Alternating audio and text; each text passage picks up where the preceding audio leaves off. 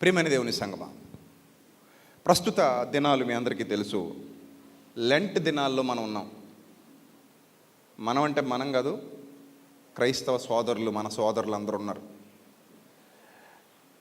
ఎందుకు నాకు ప్రత్యేకంగా లెంట్ గుర్తొచ్చిందంటే, కొంతమంది నన్ను డేట్లు అడిగారు. అన్న, మాకు సభలకు 3 రోజుల డేట్లు కావాలి, సభలకు 2 రోజుల డేట్లు కావాలని అడిగారు. మీకు తెలుసు కదా, నా డేట్లు 5-6 నెలల ముందు అయిపోతాయి. అలా నేను డిసెంబర్లోనే చాలామందికి సెప్టెంబర్లో డేట్లు ఇచ్చేసినవి ఉన్నాయి. వచ్చే 2024 జనవరి డేట్లు కూడా ఇప్పుడు ఇచ్చేసినవి కొన్ని ఉన్నాయి. అంటే డిసెంబర్వి కూడా 2023 డిసెంబర్వి, 24 జనవరిలో కూడా మొదటి వారంలో కొన్ని డేట్లు ఇచ్చేసినటువంటి సందర్భాలు ఇప్పుడు ఉన్నాయి. అంత వేగంగా డేట్లు అయిపోతూ ఉంటాయి కదా. మార్చి నెలలో ఒక ఆయన ఏప్రిల్లో కావాలి, మేలో కావాలని డేట్లు అడుగుతుంటే నేను అన్నాను, ఏప్రిల్లో మేలో ఖాళీ లేవు సోదరా, ఆల్రెడీ ఇచ్చేసాను. నేను కావాలనుకుంటే మార్చిలో ఏమైనా 1-2 రోజులు ఇవ్వగలను అంటే ఆయన అన్నాడు, మార్చిలో మేము సభలు పెట్టలేమండి అన్నాడు. అన్నాను, ముహూర్తాలు ఏమైనా ఉంటాయా? మంచి రోజు, చెడ్డ రోజు, శుభదినము, అశుభదినము ఏమైనా ఉంటాయా వాక్యం ప్రకటించడానికి? సమయం అనక అసమయం అనక వాక్యమును ప్రకటించము అనే వాక్యం సెలవిస్తుంది కదా. తిమోతి పత్రికలో పౌలు గారు చెప్పారు కదా.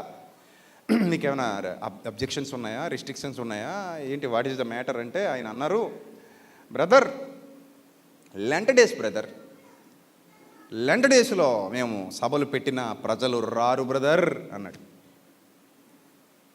లెంట్ డేస్లో సభలు పెట్టిన ఎవరు రారట? మన వాళ్ళే రారట. క్రైస్తవులు వాక్యానికి రాని దినాలు ఉంటాయా అని ఆశ్చర్యపోయాను.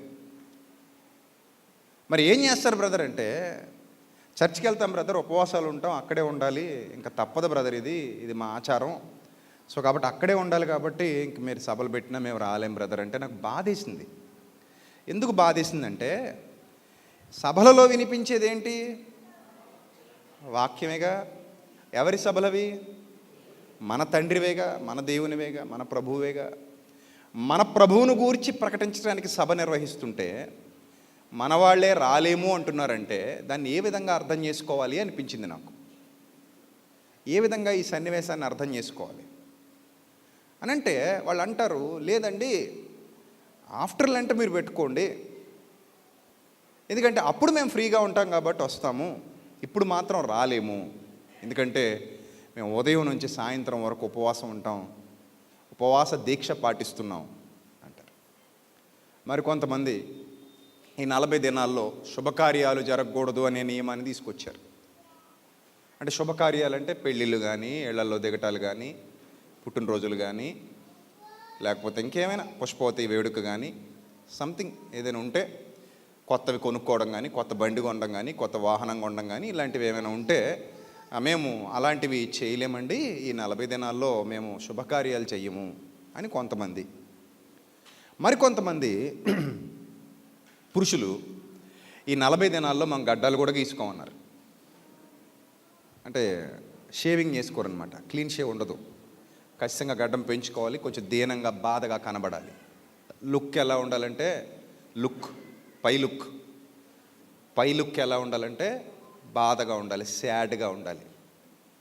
సో కాబట్టి ఈ 40 దినాల్లో మేము గడ్డాలు కూడా పెంచుకునేది లేదు, తెగేసి చెప్పేశారు. ఆ పెంచుకునేదే ఉంది, తీయించుకునేది లేదు, తెగేసి చెప్పేశారు. సో ఇది పరిస్థితి. మంచి బట్టలు కట్టుకోము, అంటే కాస్ట్లీ చీరలు కానీ, కాస్ట్లీ వస్త్రాలు కానీ ధరించేది లేదు. ఈ 40 దినాలు సెపరేట్ ఉంటాం. ఓకే చెప్పారు. విన్నప్పుడు నేను అన్నాను, మరి మేము క్రైస్తవులమే కదా, మేము ఎందుకు చేయట్లేదు? ఇది నాకు వచ్చిన ప్రశ్న. ఇది నేను క్రీస్తుని వెంబడిస్తున్నవాడను, నేను ఎక్కడైనా సరే ధైర్యంగా చెప్తాను ఆమె క్రిస్టియన్ అని, నేను క్రైస్తవుని అని చెప్పుకోవడానికి చాలా గర్వపడతాను. నన్ను అవమానించే చోట కూడా నేను క్రైస్తవుని అని చెప్పుకుంటాను. ఒకవేళ నన్ను ఎవరైనా అవమానించాలనుకున్నా సరే అక్కడికి వెళ్ళి కూడా నేను క్రైస్తవుని అని గర్వంగా చెప్పుకుంటాను. ఒకవేళ ఎక్కడైనా క్రీస్తుకు అవమానం కలిగే పరిస్థితులు వచ్చి, అది నా బంధువర్గమైనా, నా స్నేహితులైనా, నా చుట్టుపక్కల వారైనా, నా ఎవరైనా సరే క్రీస్తుని అవమానపరిచే పరిస్థితులు ఎక్కడైనా తలెత్తినా కూడా నేను అక్కడికి వెళ్ళి మాట్లాడతాను, నా క్రీస్తు పరిశుద్ధుడు, నా క్రీస్తు గొప్పవాడు, నా క్రీస్తు లాంటి వారి ప్రపంచంలో ఎవరూ లేరు, ఆయన పాదాలకు సరిపోయేవారు కూడా, ఆయన పాద ధూళికి సరిపోయేవారు కూడా నా దృష్టిలో ఎవరూ లేరు, అంత పరిశుద్ధుడు ఆయన, అంత యథార్థవంతుడైన, అంత నీతిమంతుడైన అలాంటి క్రీస్తును నమ్మినందుకు నేను చాలా గర్వపడుతున్నాను. అలాంటి క్రీస్తును వెంబడిస్తున్నందుకు నేను చాలా గర్వపడుతున్నాను. అలాంటి క్రీస్తును నా భుజాల మీద మోస్తూ ఊరూరు తిరుగుతున్నందుకు నేను చాలా సంబరపడుతున్నాను. నా జీవితమే ధన్యమైందని చెప్పుకుంటూ ఉంటాను. నా ప్రభు అంటే నాకు అంత ఇష్టం, నా ప్రభు అంటే నాకు అంత ప్రేమ. ప్రభువుని అంతగా ప్రేమిస్తున్న నేను ఎందుకు ఈ 40 దినాల ఉపవాసాన్ని పాటించట్లేదు? నాకు వచ్చిన ప్రశ్న. నాకు ప్రశ్న వచ్చిందంటే నేను ఎప్పుడు కూడా ఎవరిని అడుగుతాను తెలుసా? నాకు ముఖ్యమైన వ్యక్తి ఉన్నారు. నాకు ఎన్ని డౌట్స్ ఇచ్చినా ఎప్పుడైనా సరే కాల్ చేస్తాను. కాల్ చేస్తే నా డౌట్స్ అన్నీ క్లారిఫై చేస్తారు. నాకు వాక్యాన్ని నేర్పించారు, ఇప్పటికీ నేర్పిస్తూనే ఉంటారు. ఆ వ్యక్తి ఎవరో తెలుసా? బైబిలు, దేవుని వాక్యం, యేసుక్రీస్తు. సో ఎప్పుడు ఏ డౌట్ వచ్చినా నేను వెతుక్కునేది బైబిల్లోనే. ఎందుకంటే ఈరోజు నేను ఈ స్థితిలో ఉన్నానంటే దానికి కారణం బైబిలే. లేకపోతే మీనింగ్లెస్ లైఫ్ నాది, మీనింగ్లెస్. చాలామంది పేరు ముందు చాలా పెట్టుకుంటారు, పేరు తర్వాత కూడా చాలా పెట్టుకుంటారు. నా డిగ్రీలు ఇవి అని. నా పేరు ముందు కానీ నా పేరు తర్వాత కానీ ఎప్పుడు ఉండేది నా క్రీస్తే. ఎందుకంటే నా వాట్సాప్లో కూడా మీరు చూసే ఉంటారు, సర్వెంట్ ఆఫ్ సర్వలోక న్యాయాధిపతి, సర్వెంట్ ఆఫ్ ముల్లోక మహాయోధుడు అని రాసుకుంటాను.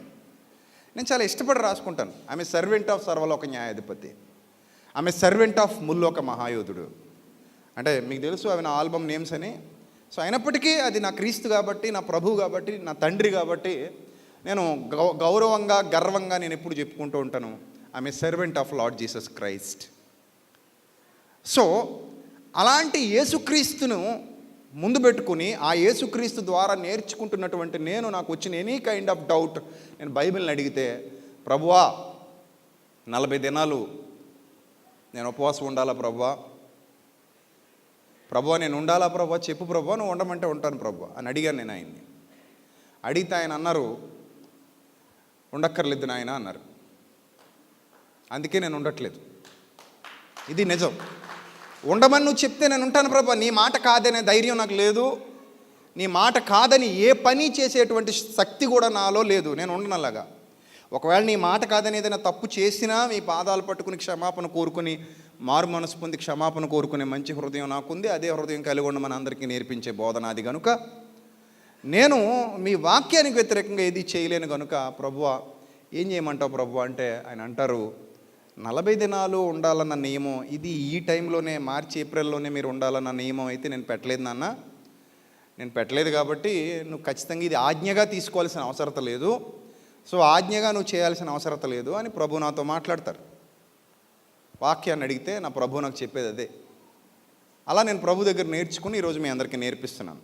ఆ విషయం ఏమిటంటే, మరి 40 దినాలు జరుగుతుంది కదా, ఇది ఎలా వచ్చింది అంటే ఎప్పుడో ఎవరో మన వాళ్ళే ప్రారంభించింది. ఇది ఒక మనిషి హృదయంలో పుట్టిన ఆలోచన, ఎప్పుడో ప్రారంభమైంది ఇది.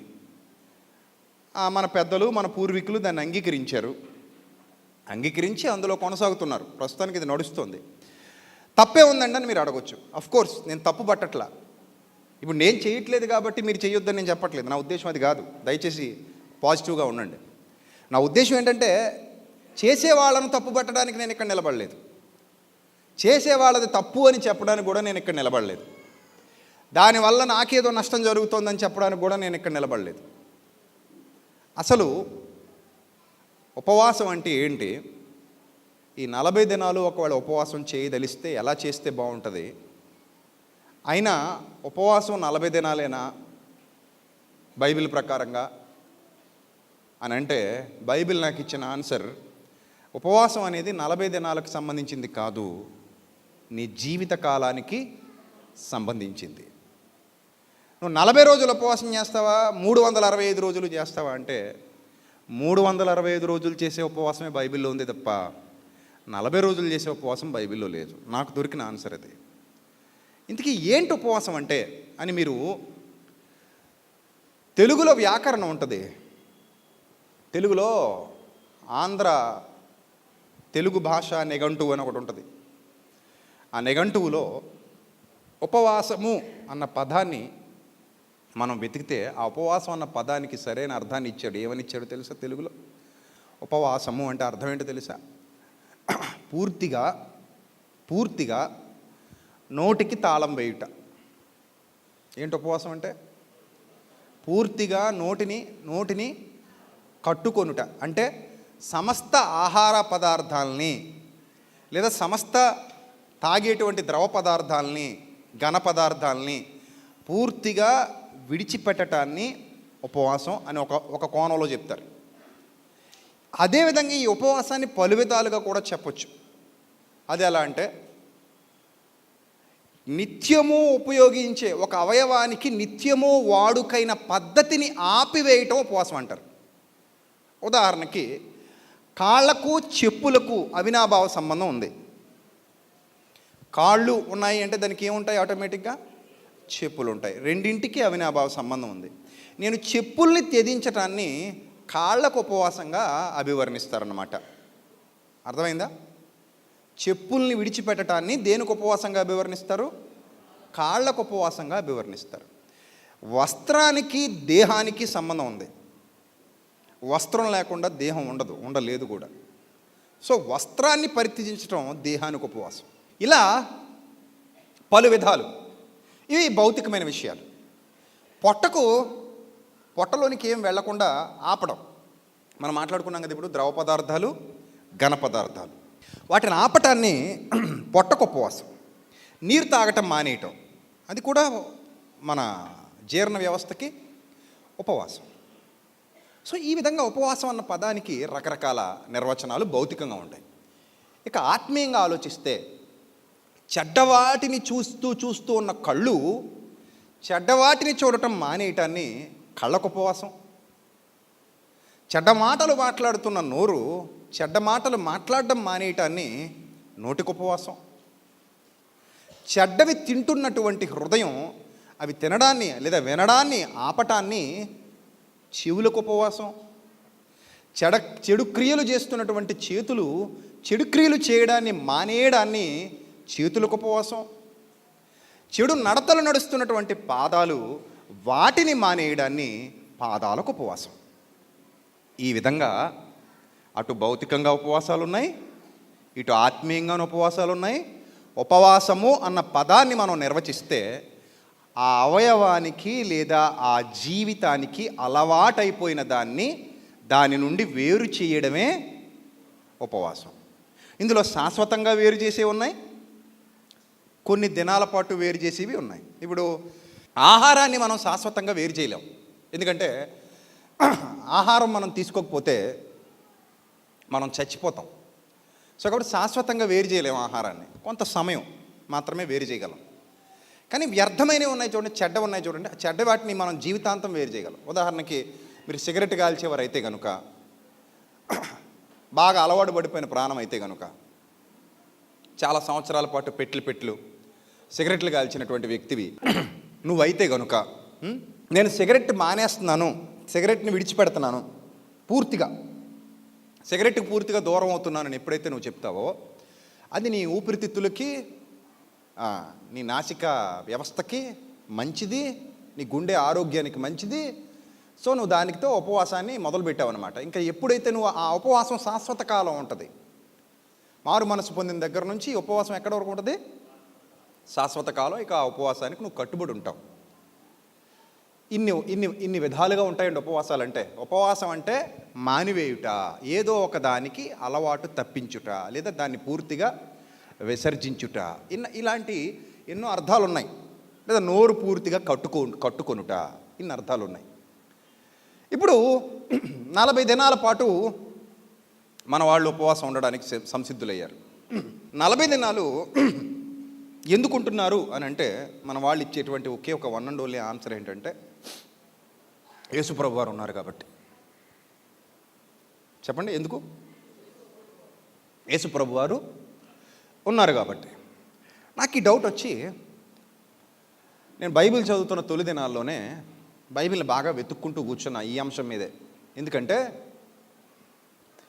ప్రభువా నువ్వు ఉన్నావని చాలామంది అంటున్నారు, నువ్వు ప్రతి సంవత్సరం ఉన్నావా? నాకు వచ్చిన డౌట్ అదే. నేను బైబిల్ ఎప్పుడు ఇలాగే చదువుతా, కౌంటర్ల మీద కౌంటర్లు వేసుకుంటూ చదువుతా. నువ్వు ప్రతి సంవత్సరం ఉన్నావా అంటే నాకు వచ్చిన ఆన్సర్, అప్పుడు ప్రభు నాకు చెప్పిన ఆన్సరు, నేను ప్రతి సంవత్సరం లేను నాయన. మరి ఎప్పుడున్నావు ప్రభువా? ఒకసారే ఉన్నాను నాయన. సేవ ప్రారంభించిన తొలి దినాలలో నా తండ్రి లేదా మన తండ్రి నన్ను సాతానుకు శోధనకు అప్పగించినప్పుడు, పరిశుద్ధాత్ముడు నన్ను అరణ్యంలోనికి త్రోసుకొని పోయినప్పుడు దాదాపు 40 దినాల పాటు ఆ శోధనకు నిలబడ్డాను. దాన్ని ఒక రకంగా చెప్పాలంటే, ఒక రకంగా అది ఒక పోటీ. ఎవరితో పోటీ? సాతానుతో జరిగే యుద్ధం, సాతానుతో జరిగే పోటీ. ఆ సాతానుతో జరిగే పోటీలో గెలవటానికి 40 రోజుల పాటు నేను ఉపవాసం ఉండాల్సి వచ్చింది.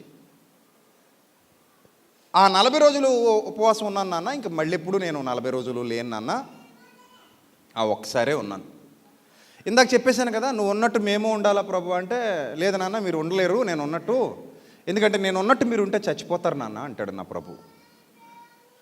అలా ఎలా? నేను ఎందుకు చచ్చిపోతాను ప్రభు, నువ్వు ఉన్నప్పుడు నేను ఉండగలను కదా ప్రభు అంటే, ఉండలేవు నాన్న నువ్వు, ఉండలేవు నాన్న నువ్వు. ఎందుకు ఉండలేను ప్రభు? ఏముంది ప్రభు, పొద్దున్న లేస్తావు, టీ తాగుతావు, టీ తాగి ఇంకేం తినకుండా ఉండిపోతావు, 3 అయ్యేంత వరకు వెయిట్ చేస్తావు, 3 అయ్యాక 3 పూటలతో కలిపి ఒకసారి తినేస్తావు. ఇదే కదా ప్రభా, నేను ఎందుకు ఉండలేను ప్రభా, అలాగంటావేటి ప్రభా, నువ్వు చేసింది ఏదైనా నేను చేయగలను ప్రభా. మధ్యలో మాకు అవసరమైతే జ్యూస్ కూడా తాగొచ్చని ఒకటి అవకాశం ఉంది ప్రభా. మా ఉపవాసాల్లో అయితే ఓన్లీ నాన్ వెజ్ మానేయమంటున్నారు ప్రభా. మిగిలినవన్నీ తినొచ్చాడు ప్రభా, కూరగాయలు తినొచ్చు, ఫ్రూట్స్ తినొచ్చు, అన్నీ తినొచ్చు. ఓన్లీ ఏం మానేయాలి ఈ 40 రోజుల్లో? చికెన్ మటన్ మానేయమంటున్నారు ప్రభా. చికెన్ మటన్ మానేస్తాం ప్రభా, మిగిలినవన్నీ ఓకే ప్రభా అంటే, ప్రభు అంటారు, లేదు నాయన, నేను చేసేది ఉపవాసం అలాంటి ఉపవాసం చేయలేదు నాయన, నేను చేసింది మీరు చేయలేరు నాయన, నేను అలా చేయలేదు నాయన అంటున్నారు ప్రభు ఏమో. అప్పుడు నేను మళ్ళీ అలా కాదు ప్రభా, మరి నేను ఉన్నాను అంటున్నాను కదా, ఇప్పుడు మా వాళ్ళందరూ ఉంటున్నారు కదా ప్రభా, మరి పొద్దున్నే లేస్తాం కదా ప్రభా, పళ్ళు తోముకుంటాం ప్రభా, ఇంక అప్పుడు అంతే ప్రభా, ఇంకా అయిపోయింది. కొంతమంది అయితే ఇంక వెళ్ళిపోతాం, చర్చికి వెళ్ళిపోతాం, అక్కడ కూర్చుంటాం, గడియారం అయిపోయే చూస్తుంటాం ప్రభా. మనసంతా దేని మీద ఉంటుంది? గడియారం మీద ఉంటుంది ప్రభా. ఎందుకు? 3 ఎప్పుడు అవుతుందా, మాడిపోతుంది లోపల. 3 అయితే మాడక్కర్లేదు, 3 అయ్యేంత వరకు మాడాలి. కనుక ఈ మంట తగ్గాలంటే మాకేమవ్వాలి? 3 అవ్వాలి. ఆ 3 ఎప్పుడు అవుద్దా అని ఆ 3 వైపే చూస్తుంటాం ప్రభు. 3 అయ్యాక 3 పూటలతో కలిపి కొట్టేయడమే ప్రభు. అప్పుడు ప్రభు అన్నారు, నాయన ఇంక నువ్వు ఎంత చెప్పినా వింటలేదు కాబట్టి లోకాతో మాట రాయించాను, లోకాతో ఒక మాట రాయించాను. 4వ అధ్యాయం 2వ వచనం ఒకసారి చదువు నాయన అన్నారు ప్రభు. లోకా సువార్త 4వ అధ్యాయము 2వ వచనం. ఆయన అపవాదిత 1 నుంచి చదువుదాం. 4వ అధ్యాయం 1 నుంచి. యేసు పరిశుద్ధాత్మ పూర్ణుడై యోర్దాను నది నుండి తిరిగి వచ్చి 40 దినములు ఆత్మచేత అరణ్యములో నడిపింపబడి అపవాది చేత శోధింపబడుచుండెను. పర్టిక్యులర్గా పోటీలో ఉన్నారు ఆయన, పోటీలో, యుద్ధంలో ఉన్నారు ఒక రకంగా చెప్పాలంటే. ఆయన కూడా నరుడుగా వచ్చారు కాబట్టి పోటీకి ఆయన కూడా నిలబడాలి, సాతాన్ని ఆయన కూడా గెలవాలి. గెలవకపోతే ఆయన గొప్పతనం ప్రపంచానికి తెలీదు. సో పోటీలో ఉన్నారు ఆయన. అపవాది చేత ఆయన ఏమవుతున్నారట? శోధింపబడుతున్నారు. నెక్స్ట్, ఆ దినములలో ఆయన ఏమీయూ తినలేదు. నాతో ప్రభు చెప్పారు ఈ మాట, నీతో కూడా చెప్తున్నారు ఇప్పుడు. ఏమని చెప్తున్నారు? ఆ దినములలో నేను ఏమీయూ తినలేదు. అంటే ప్రభా టీ కూడా తాగలేదా ప్రభా? ఏమీయూ తినలేదు. 3 గంటలకు 3 పూటలతో కలిపి తినలేదా ప్రభా? ఏమీయూ తినలేదు. అంటే జ్యూస్ తాగొచ్చు అన్నారు ప్రభా, జ్యూస్ కూడా తాగలేదా ప్రభా? ఏమీయూ తినలేదు. సరే కానీ ప్రభా, అలా కాదు కానీ ప్రభా, కనీసం జీలకర్ర నీళ్ళైనా తాగావు ప్రభా, నిమ్మకాయ నీళ్ళు? ఏమీయూ తినలేదు. ఇదేంది ప్రభా, 40 రోజులు ఏమీయూ తినకపోతే మేము ఇక ఏమీయూ తినలేం ప్రభా. అర్థమైందా? 40 రోజులు కూడా అక్కర్లేదు మనకి. నేను చెప్తున్నా, ఇక్కడ ఉన్న బ్యాచ్ అంతటిని చూసి చెప్తున్నా, కొంతమందికి 5 రోజులకి అవుట్ అయిపోతారు, కొంతమంది 10 రోజులకి ఆల్అవుట్ అయిపోతారు. ఆల్అవుట్ అంటే అవుట్ అంటే హాస్పిటల్లో సెలైన్ లెక్కించుకోవడం, ఆల్ అవుట్ అంటే సమాధిలో పెట్లో ఉండి పడుకోవటం. సో 10 రోజులంటే మనలో చాలామంది ఆల్ అవుట్ అయిపోతాం. ఖచ్చితంగా చెప్తున్నాను. ఈవెన్ నేను కూడా అయిపోవచ్చు, చెప్పలేం. నాకు అంత శక్తి సామర్థ్యాలు లేవు. ఎందుకు లేవు అని అంటే, పూర్వపు దినాలు వేరు, ఈ దినాలు వేరు. యేసుప్రభు వారికి షుగరు, బీపీ, మోకాళ్ళ నొప్పులు, గ్యాస్ట్రిక్, అలసరు, కళ్ళు తిరగటాలు, కాళ్ళు నొప్పులు, మోకాళ్ళ నొప్పులు, తలెసరటాలు, ఇలాంటి రోగాలు ఏవి ఆయనకి లేవు. ఎందుకు లేవంటే ఆ రోజులు అలాంటివి. ఆ రోజుల్లో మంచి గట్టిగా ఉండేవారు. ఎందుకు? కాలుష్యం లేని రోజులు కాబట్టి. ఒక తండ్రి దగ్గరికి ఒక కుమారుడు వెళ్ళి అడిగాడట, నాన్న మీకు మొబైల్స్ లేవు, మీ రోజుల్లో వీడియో గేమ్స్ లేవు, కార్లు లేవు, మాకులాగా బైకులు లేవు, సినిమాలు లేవు, టీవీలు లేవు, కంప్యూటర్లు లేవు, వీడియో కాల్స్ లేవు, ఆడియో కాల్స్ లేవు, మోడర్న్ చదువులు లేవు, మోడర్న్ బట్టలు లేవు, మోడర్న్ బతుకులు లేవు. ఆ రోజుల్లో ఎలా బతికారు నాన్న అని అడిగితే, నాన్న అన్నాడట, మనశ్శాంతిగా బతికేవరా నాన్న అన్నాడట. మనశ్శాంతిగా బతికాం. ఎందుకంటే మాకు ఎవడో ఫోన్ చేసేస్తాడన్న భయం లేదు. ఆగాలి, చచ్చేంత వరకు, ఉత్తరం వచ్చేంత వరకు ఆగాలి. సహనం నేర్చుకున్నాం, ఓర్పు నేర్చుకున్నాం, ఉత్తరాలు రాసేవాళ్ళం. మాకు మీకులాగా ఓ 100 సినిమాలు వచ్చే రోజులు కావవి. ఎప్పుడో ఆదివారం ఒకటి, అందులో కూడా బూతులు గీతులు ఉండేవి కావు, నీతులు ఉండేవి. మా నాన్నగారి కాలంలో సినిమాల్లో ఏముండేవట? నీతులు. మరి ఇప్పుడు అన్ని బూతులు. నీతులు పోయి బూతులు వచ్చాయి, బూతులే నీతులే కూర్చున్నాయి ఇప్పుడు. మీకులాగా మాకు వీడియో గేములు, ఆడియో గేములు, ఫోన్లు లేకపోవచ్చునా నాయన, అలా కట్టేసి కొట్టేసినట్టు కాకుండా అందరితో కలిసేవాళ్ళం. మీకులా మేము ఇంటర్నెట్ స్నేహితులం కాదురా, డైరెక్ట్ స్నేహితులం. మా ఫ్రెండ్స్ అందరం కలిసి మాట్లాడుకునేవాళ్ళం, కూర్చునేవాళ్ళం, కలిసి ఆడుకునేవాళ్ళం. మీకులా ఆనపకాయలాగా అయిపోయిన రోజులు కాదురా నాయన మావి. చెమట పట్టేది మాకు, గట్టిగా ఆడుకునేవాళ్ళం. కోతుకొమ్మొచ్చులని, కబడ్డీలని, ఈత పోటీలని. అదో జీవితం రా నాయన. మంచి ఆహారం తినేవాళ్ళం. మీకులా 1 గంట వరకు ఫోన్లు పట్టుకుని కళ్ళు బాగొట్టుకునేవాళ్ళం కాదు. 9 గంటలకే 8 గంటలకే నిద్రపోయేవాళ్ళం. 6 బయట నులక మంచాలు వేసుకు పడుకునే రోజులు రా మావి. మీలాగా ఏసీలు ఆన్ చేసుకుని వణుకుపోతూ దుప్పట్లకు పొగుని పడుకునే రోజులుగా మావి. మా బతుకులు మీకు రావురా. మా శాంతి వేరు, మా మనశ్శాంతి వేరు, మా జీవితాలు వేరురా అన్నాడట. మీలాగా మాకు షుగర్లో, బీపీలు తెలీదు. చిన్న వయసులోనే కళ్ళజోళ్ళు వేసుకుని తిరిగే దౌర్భాగ్యపు స్థితి మాకు లేదు. మా బట్టలు వేరు, మా బతుకులు వేరు, మా జీవితాలు వేరు. ఒక్క ముక్కలో చెప్పాలంటే నా బిడ్డ, అవి గోల్డెన్ డేస్ రా నాయనా అన్నాడట. ఏ డేస్ అవి? Golden days. మరి నీ డేస్ ఏం డేస్?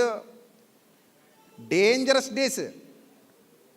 నువ్వు డేస్లో ఉన్నావు, డేంజర్ జోన్లో ఉన్నావు. మేము గోల్డెన్ డేస్లో, గోల్డెన్ జోన్లో బతికొచ్చిన వాళ్ళం. మాకు మీకు చాలా తేడారా. మీకు ఆశీర్వాదం రాదు.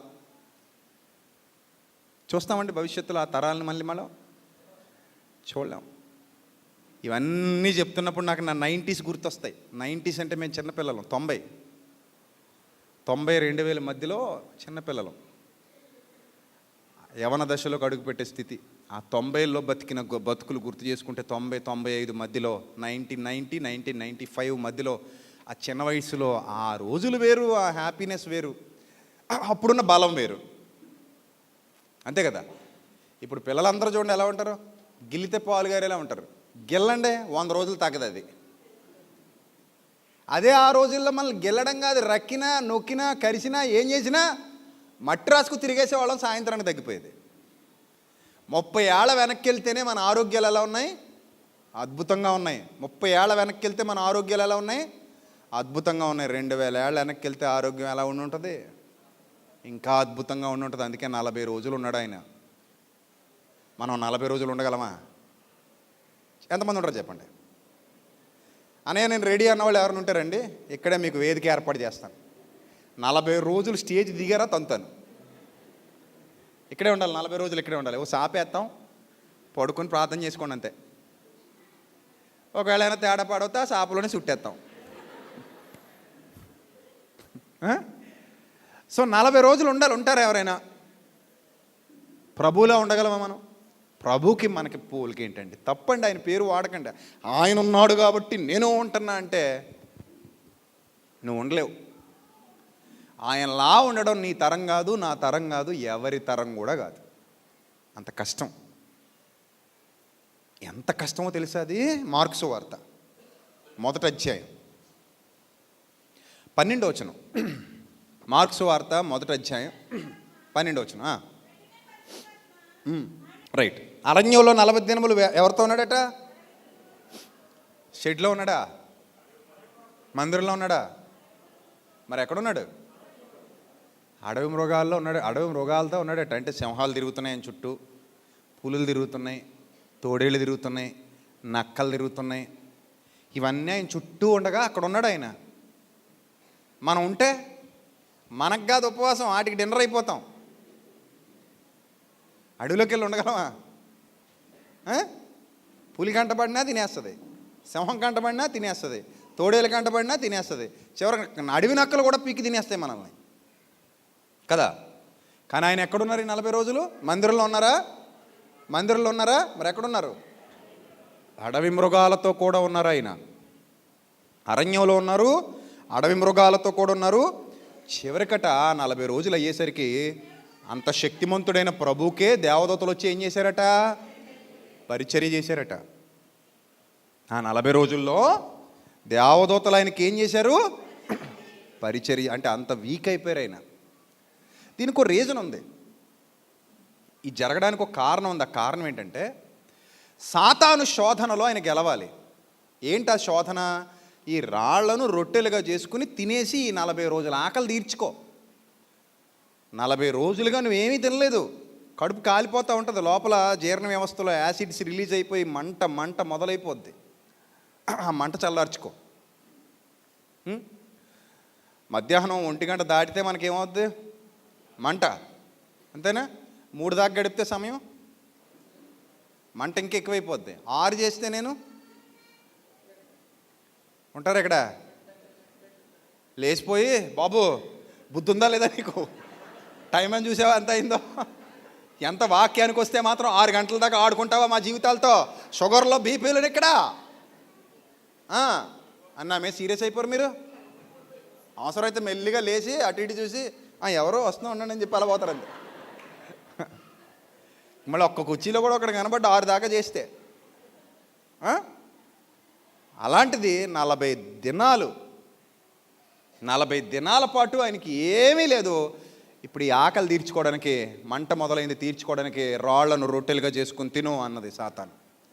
అప్పుడు కూడా ఆయన మాట వినలేదంటే that is the power of Lord Jesus Christ. మరి అది నిరూపించబడాలంటే ఏం చేయాలి? 40 రోజులు ఉండాలా వద్దా? ఉండాలి. 40 రోజుల తర్వాత కూడా నువ్వేం తినలేదా? 40 రోజుల తర్వాత కూడా ఆకర్షణకు లోనవ్వలేదా? 40 రోజుల తర్వాత నీ మీద ఈ అస్త్రాన్ని ప్రయోగించిన నువ్వు ఓడిపోలేదా? అంత గొప్పోడివా? అంత గనుడివా? పాపం విషయంలో సాతాను మాట వింటే పాపం చేసినట్టు, ఆజ్ఞాతిక్రమం. సాతాను మాట వినకుండా నిలబడ్డావంటే అమ్మో నువ్వు సామాన్యుడివి కాదయ్యా, నువ్వు ఘనుడివి, గొప్పవాడివి. అది యేసుప్రభు వారు సాధించిన విజయం. అందుకే పవిత్రుడు, పరిశుద్ధుడు, నిర్దోషి, నిష్కల్మషుడు, సాతాను మాట విని పాపులలో చేరక, సాతాను మాట విని ఆజ్ఞాతిక్రమం చెయ్యక ప్రత్యేకముగా ఉన్నవాడు. అది ఆ ఘనత ఆయనకి రావాలంటే పోటీలో గెలవాలి. ఇప్పుడు మీ అమ్మాయి నీ దగ్గరికి రోడ్డు మీద షాపులో కప్పు కొనుక్కొని వచ్చేసి, డాడీ నేను స్కూల్ పోస్ట్ వచ్చాను కప్పు ఇచ్చారన్నది అనుకో. ఎక్కడిచ్చారమ్మంటే షాపులు ఇచ్చారు డాడీ. షాపులు ఎవడో పెట్టమ్మా, అంటే స్కూల్లో అందరికి ఇస్తున్నారు ఇప్పుడు డాడీ, నేను వాళ్ళ దగ్గర తీసుకోవడం ఎందుకని, ఎలాగో ఫస్ట్ రావడం కప్పు రావడమే కదా కావాలి కదా డాడీ, అందుకని కప్పు కొనుక్కుని వచ్చేసాను డాడీ, ఫస్ట్ వచ్చిన ఫీల్ అవు డాడీ అంటే ఏమంటావు నువ్వు?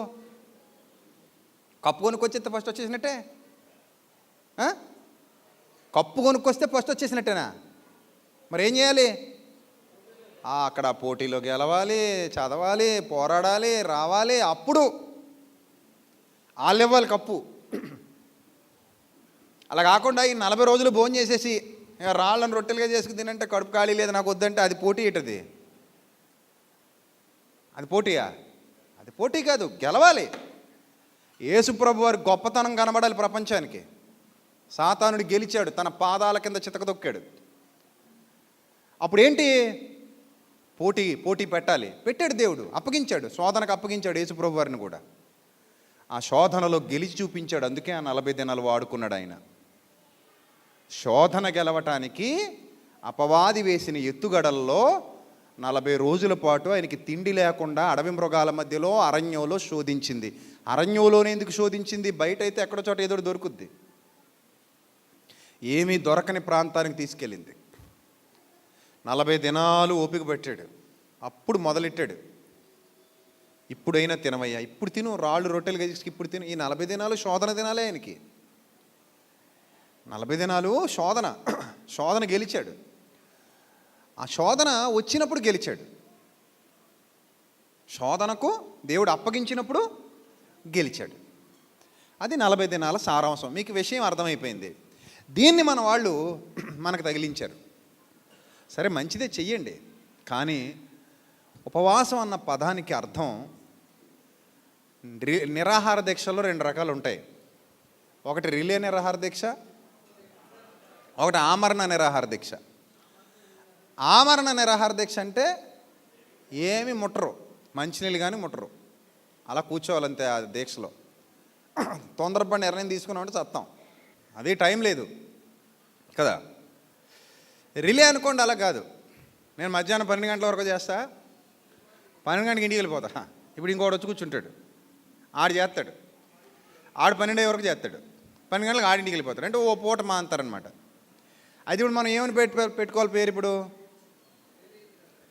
40 దినాల రిలే ఉపవాసాలు,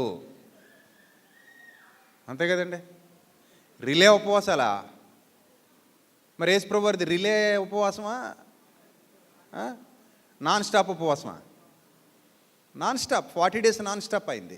కాబట్టి అందుకే నేను అంటాను, ఆయన పేరు తగిలించుకోకండి.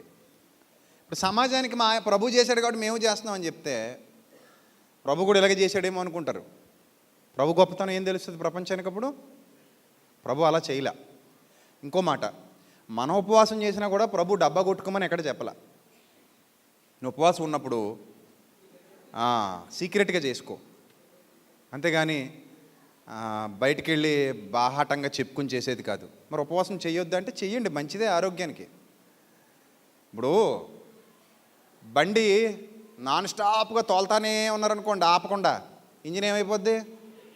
ఈటెక్కిపోద్ది. కారు ఆపకుండా తోలుతానే ఉన్నారు, రన్నింగ్లో పెట్టి డీజిల్ కొట్టించుకుని, రన్నింగ్లో పెట్టి పెట్రోల్ కొట్టించుకుని ఇంకా ఆపకుండా పోతానే ఉన్నారు. కాశ్మీర్ నుంచి కన్యాకుమారి దాకా, కన్యాకుమారి నుంచి కాశ్మీర్ దాకా మధ్యలో మంటలు చచ్చిపోతారు, పొగలు వచ్చేస్తాయి బండిలోంచి. అలాగే మన శరీరానికి కూడా రెస్ట్ ఇవ్వాలి. రెస్ట్ ఇవ్వకపోవడం వల్ల రోగాలు వస్తున్నాయి. ఒక రకంగా చెప్పాలంటే పొద్దున నిండగొట్టేస్తాం, సంచి కూరేస్తాం. అప్పుడప్పుడు చూడండి, ధాన్యం బత్తాలు కూరేటప్పుడు కొదేసి మళ్ళీ ఇంకో చేటేస్తుంటారు అందులో. చూసారు ఎప్పుడైనా? కొదేసి ఇంకో చేటేసి కుట్టేస్తారు, అంతే, పూటుగా వేసి కుట్టేస్తారు. అలా కుట్టేస్తున్నాం మనం పొట్టని. ఖర్చు పెట్టినంత తినాలండి. మనిషికి రూల్ ఏంటంటే ఖర్చు పెట్టినంత తిను. మనం ఏం చేస్తాం? ఓ 4 ముద్దలు ఎక్కువ తిని దాస్తాం బ్యాంకులో. ఆ బ్యాంకే మన పొట్ట. మన పొట్ట ఏంటనుకుంటున్నారు? బ్యాంకు. మరి ఏమనుకుంటున్నారు? బ్యాంక్ అది. మనం సంపాదించిన పొట్ట అంతా బ్యాంకే, దాసింది అది. ఆ దాసిన దానివల్ల రోగాలు వస్తున్నాయి. నువ్వు తిను, తప్పులేదు, కానీ దాన్ని వాడేయాలి. మన పూర్వీకులు తినేవారు, కానీ ఎలా ఉండేవారు? కర్రల్లో ఉండేవారు. ఎందుకు? పొద్దున్న టిఫిన్ తినడం, టిఫిన్గా సద్దానం తినడం, పొలానికి పోవడం, మధ్యాహ్నానికి అరగొడేసేవారు దాని పని అయిపోయేది. మళ్ళీ మధ్యాహ్నం అక్కడే తినేసేవారు, మళ్ళీ సాయంత్రానికి దాని పని అయిపోయేది. సాయంత్రం వరకు చేసిన దానికి సాయంత్రం ఇంటికి రాగానే కొద్దిగా తినేసేవారు, 2-3 గంటలు ఆగి పడుకునేవారు, దాని గొడవ అయిపోయేది. అలాగా వాళ్ళు తిన్నదాన్ని జీర్ణం చేసుకుని అరిగించేసుకునేవారు. కాబట్టి వాళ్ళు ఎప్పుడు చూసినా కర్రల్లా గట్టిగా ఉండేవారు. 70, 80, 100 వచ్చేసినా కూడా వాళ్ళు ఎప్పుడు శరణాలు ఏదో వాళ్ళకి అన్నట్టు ఉండేవారు. మనం అలాగే కాదు కదా, ఒక్కొక్కడికి ఒక బ్యాంక్ ఉంది. కిడ్డీ బ్యాంకులు ఉన్నాయి, బడ్డీ బ్యాంకులు ఉన్నాయి, పెద్ద బ్యాంకులు ఉన్నాయి, చిన్న బ్యాంకులు ఉన్నాయి, ఆడవాళ్ళకు ఉన్నాయి బ్యాంకులు, మగవాళ్ళకు ఉన్నాయి. బ్యాంకు లేనివాడు ఎవడు లేడు ఈ రోజుల్లో. అంత బ్యాంక్ ఎందుకురా మెయింటైన్ చేస్తున్నాం అంటే మరి తప్పదండి, అంతే. ఓ 4 ముద్దలు ఎక్కువ తింటే బలం. దేనికి ఏం పని చేస్తున్నావు నువ్వు అని తినేస్తున్నావు? ఏం పని చేస్తున్నావు అని. చాలా ఉంది మన పరిస్థితి. కరిగించాలి, కానీ కరిగించేది లేదు, అరిగించేది లేదు. తినడమే. మనం ఎక్కడి నుంచి వచ్చాం అక్కడికి ఇప్పుడు? సో ఇప్పుడు ఉపవాసం అన్న విషయానికి వచ్చినప్పుడు, ఒక రోజంతా ఉన్నప్పుడు మిషన్ ఏమవుద్దంటే సెట్ చేసుకోవడం మొదలెడుతుంది, కూల్ అవుతుంది. శరీరం ఏం చేస్తుంది? కూల్ అవుతుంది. భోజనం మానేసాం అనుకోండి, ఏటేటికి పని ఉండదు చెప్పనా? జీర్ణ వ్యవస్థకు పని ఉండదు. నెంబర్ 1, జీర్ణ వ్యవస్థకు పని లేదు, లివర్కి పని లేదు, కిడ్నీకి పని లేదు. బాడీలో చాలా ఆర్గానిక్స్కి ఇంకేం తప్పింది? పని తప్పింది. అప్పుడు ఏమవుతున్నట్టు? రెస్ట్లో ఉన్నాయి. రెస్ట్లో ఉంటే ఏమవుతుంది? రిపేర్లు చేసుకుంటాయి. రెస్ట్లో ఉన్నప్పుడు ఏం చేయొచ్చు? రిపేర్ చేయొచ్చు. అని షెడ్కి వెళ్ళినట్టు అనమాట. రోడ్డు మీద వెళ్ళే బండికి ఎవడన్నా రిపేర్ చేస్తాడేటి? బాబు నట్టిప్పెత్తాను అంటాడు. రోడ్డు మీద వెళ్ళే బండికి రిపేర్లు కుదరవు. మరి రిపేర్ చేయించాలంటే ఏం చేయాలి? షెడ్కి వెళ్ళాలి. షెడ్లో రెస్ట్లో ఉండాలి బండి. ఓ 2 రోజులు వదిలేండి సార్ అంటాడు. అప్పుడప్పుడు కారు వదిలేండి సార్ 2 రోజులు, బండి వదిలేండి సార్ 2 రోజులు వదిలేయాలి ఇక్కడ అంటాడు షెడ్లో. అంటే 2 రోజులు ఎందుకు వదిలేస్తున్నాం? రెస్ట్, రిపేర్లు జరిగించడానికి. ఇన్ ద సేమ్ వే ఒక పూట 2 పూటలు మానేసాం అనుకోండి, రిపేర్లు జరుగుతాయి. సో అది మంచిదే శరీరానికి. లేదా రోజంతా మానేసాం అనుకోండి, రిపేర్ జరుగుద్ది. అందుకే మధ్యలో నిమ్మరసం అనో, ఆ రసం అనో, ఈ రసం అనో తాగి మొత్తానికి కుదేలైపోకుండా నీళ్లు తాగండి, నిమ్మరసం తాగండి, తేనె నిమ్మరసం తాగండి అని చెప్తారు. అది అందరికీ సెట్ అవుతుంది. మళ్ళీ అల్సర్ లేదు ఉన్నోడికి సెట్ అవుతామా అనేది చెప్పాను కదా మొదలెట్టారు కాక. ఒకడికి ఒక విధానం ఉంటుంది. మీ శరీరానికి ఏది సెట్ అయితే అది చేసుకోవాలి. సో ఇది విషయం అండి ఉపవాసానికి సంబంధించి. అయితే ఈ 40 రోజుల్లో మనం చేసే ఈ ఉపవాసాన్ని మరి ఎలాగా అలా మొదలెట్టాం కదండి, ఏం చేద్దామండి అని అంటే నేను అంటాను, 40 రోజులు ఒక మంచి ఆత్మీయ వాతావరణాన్ని సంఘాల్లో క్రియేట్ చేసి ఉండగలిగిన వాళ్ళు రోజంతా భోజనం మానేసి ఉండి, లేని వాళ్ళు పోనీ ద్రవ పదార్థాలు తీసుకునైనా ఉండి శరీరాన్ని కంట్రోల్లో పెట్టుకోవడానికి ద్రవ పదార్థాలు తీసుకునైనా ఉండి కరెక్ట్గా చేయాలనుకుంటే చేసి, లేదు చేయలేము అంటే 40 రోజుల పాటు వాక్యాన్ని వినే ఓపిక మీకు ఉంటే 40 రోజులు బైబిల్ తరగతులు పెట్టుకుని, 40 రోజులు బైబిల్ బాగా నేర్చుకుని, 40 రోజులు సేవకులు నాకులాంటి సేవకులను ఎవరొకరిని పిలుచుకొని చక్కగా వాక్యం చెప్పించుకుంటే 40 రోజుల తర్వాత కడిగిన ముత్యాల్లా తయారవుతారు. అది మానేసి గడ్డం గీయించుకొనని ఒకడో, కొత్త బట్టలు వేసుకొనని ఒకడో, స్నానం మానేసానని ఇంకొకడో, పొళ్ళు దొంగకొనని ఇంకొకడో, ఏంది ఇవన్నీ? వీటి వల్ల ఉపయోగాలు లేవు. అలాగని 40 రోజులు మ్యాండేటరీ అని కూడా బైబిల్ ఎప్పుడు చెప్పలేదు. చెయ్యి, తప్పులేదు. ఉపవాసం చేస్తావా చెయ్యి, ఎవరికి చెప్పుకోకు, డబ్బా కొట్టుకోకు, చెయ్యి. అది నీ భౌతిక ఆరోగ్యానికి మంచిదే, ఆత్మీయ ఆరోగ్యానికి మంచిదే. దేవుని సన్నిధిలో గడుపు, దేవునితో గడుపు. ఒకవేళ నీకు షుగర్లో బీపీలు ఏమైనా ఉన్నాయో చేయకు, మంచిది కాదు నీకు అది. ఏదో తినాలి, నువ్వు తినకపోతే చచ్చిపోతావు. లో షుగర్ ఉన్నాడు తినకపోతే పోతాడు. ఏమంటే లో బీపీ ఉన్నవాడు తినకపోతే తొందరగా పోతాడు. ఇంకా వయసు మీద పడ్డవాళ్ళు ఉపవాసాలకు అర్హులు కాదు. కనీసం ఏ ఫ్రూట్ జ్యూస్ అయినా తాగైనా ఉండాలి. ఒకవేళ గ్యాప్ ఇవ్వాలనుకుంటే ఫాస్టింగ్ చేసేవాళ్ళు 16 గంటలు ఫాస్టింగ్ చేస్తారు. 16 గంటలు అంటే ఒక పూట తింటారు రోజులో, అది కూడా మితాహారం. రోజంతా ఏ పని చేయకుండా రెస్ట్లో ఉంటారు. అది కూడా పర్లేదు, మంచిదే. సో ఇలా చేస్తారు. సో భక్తి జీవితానికి సంబంధించినంత వరకు మనం ఎవరికి చెప్పుకోవాల్సిన అవసరం లేదు. కానీ ఒకవేళ నేను ఉండాలనుకున్నా, నువ్వు ఉండాలనుకున్నా, ఉపవాసం ఉండాలనుకుంటే దేవునితో గడపటం, ఈ లోకానికి వేరుగా. ఓ రోజంతా మొబైల్ కట్టేయగలవా ఈ 40 రోజుల్లో? నువ్వు కడతావా? కట్టవు. మరి ఉపవాసం ఏం చేయి? మొబైలే కట్టలేకపోతున్నావు నువ్వు. ఓ రోజంతా మొబైల్ స్విచ్ ఆఫ్ చేసి చూద్దాం. స్విచ్ ఆఫ్ చేసి బైబిల్ చదువు, స్విచ్ ఆఫ్ చేసి ప్రార్థన చేయి, స్విచ్ ఆఫ్ చేసి వాక్యం బాగా నేర్చుకో, రాసుకో. అవేం చేయవు కదా. అలాగే శరీరానికి మానే ఉంది, మన ఆత్మీయంగా భౌతికమైన ఉపవాసం ఎక్కడుంది? భౌతికమైన ఉపవాసం ఉంది, ఆత్మీయ ఉపవాసం ఎక్కడుంది? ఆత్మీయ ఉపవాసం ఉందా లేదా అంటే ఉంది. పాత నిబంధనలో ఉపవాసాలు గట్టిగా చేసేవారు. గట్టిగా చేస్తున్నప్పుడు దేవుడు అన్నాడు, యెషయా గ్రంథం 58వ అధ్యాయంలో ఉపవాసాల గురించి చూద్దాం ఒకసారి. యెషయా గ్రంథం 58వ అధ్యాయం 3 నుంచి చూద్దాం. ఉపవాసాలు గట్టిగా చేస్తుంటే వాళ్ళతో చెప్తున్నాడు దేవుడు, మేము ఉపవాసం ఉండగా నీవెందుకు చూడవు? మేము మా ప్రాణములను ఆయాసపరుచుకొనగా నీవెందుకు లక్ష్య పెట్టవు అని అందరు. మీ ఉపవాస దినమున మీరు మీ వ్యాపారం చేస్తారు. అదేంటది? నాతో గడపరు సమయాన్ని. వ్యాపారం చేస్తారు, మీ పనివారి చేత కఠినమైన పనులు చేయించుకుంటారు, మీరు కలహపడుచు వివాదాలు చేస్తూ అన్యాయంగా గుద్దులాడుతూ కూడా ఉపవాసాలు ఉంటారు. ఇది ఎక్కడ భక్తి? ఇది దేవుడు అదే అడుగుతున్నాడు. బూతులు మానవు, ఏమి మానవు, కొట్లాట్లు మానవు, గొడవలు మానవు, కడహాలు మానవు, ఏమి మానవు, ఉపవాసాలు ఉన్నానంటావు. ఏం ఉపయోగం దీనివల్ల? మీ కంఠధ్వని పరమున వినబడినట్లుగా మీరేం ఉపవాసాలు ఉండరు మీరు. దేవుడు అంటున్నాడండో, నేను అనట్లేదు ఇవన్నీ. తర్వాత అట్టి ఉపవాసము అంటే నీ హృదయ శుద్ధి లేని ఉపవాసం నాకు అనుకూలమా అని అడిగాడు.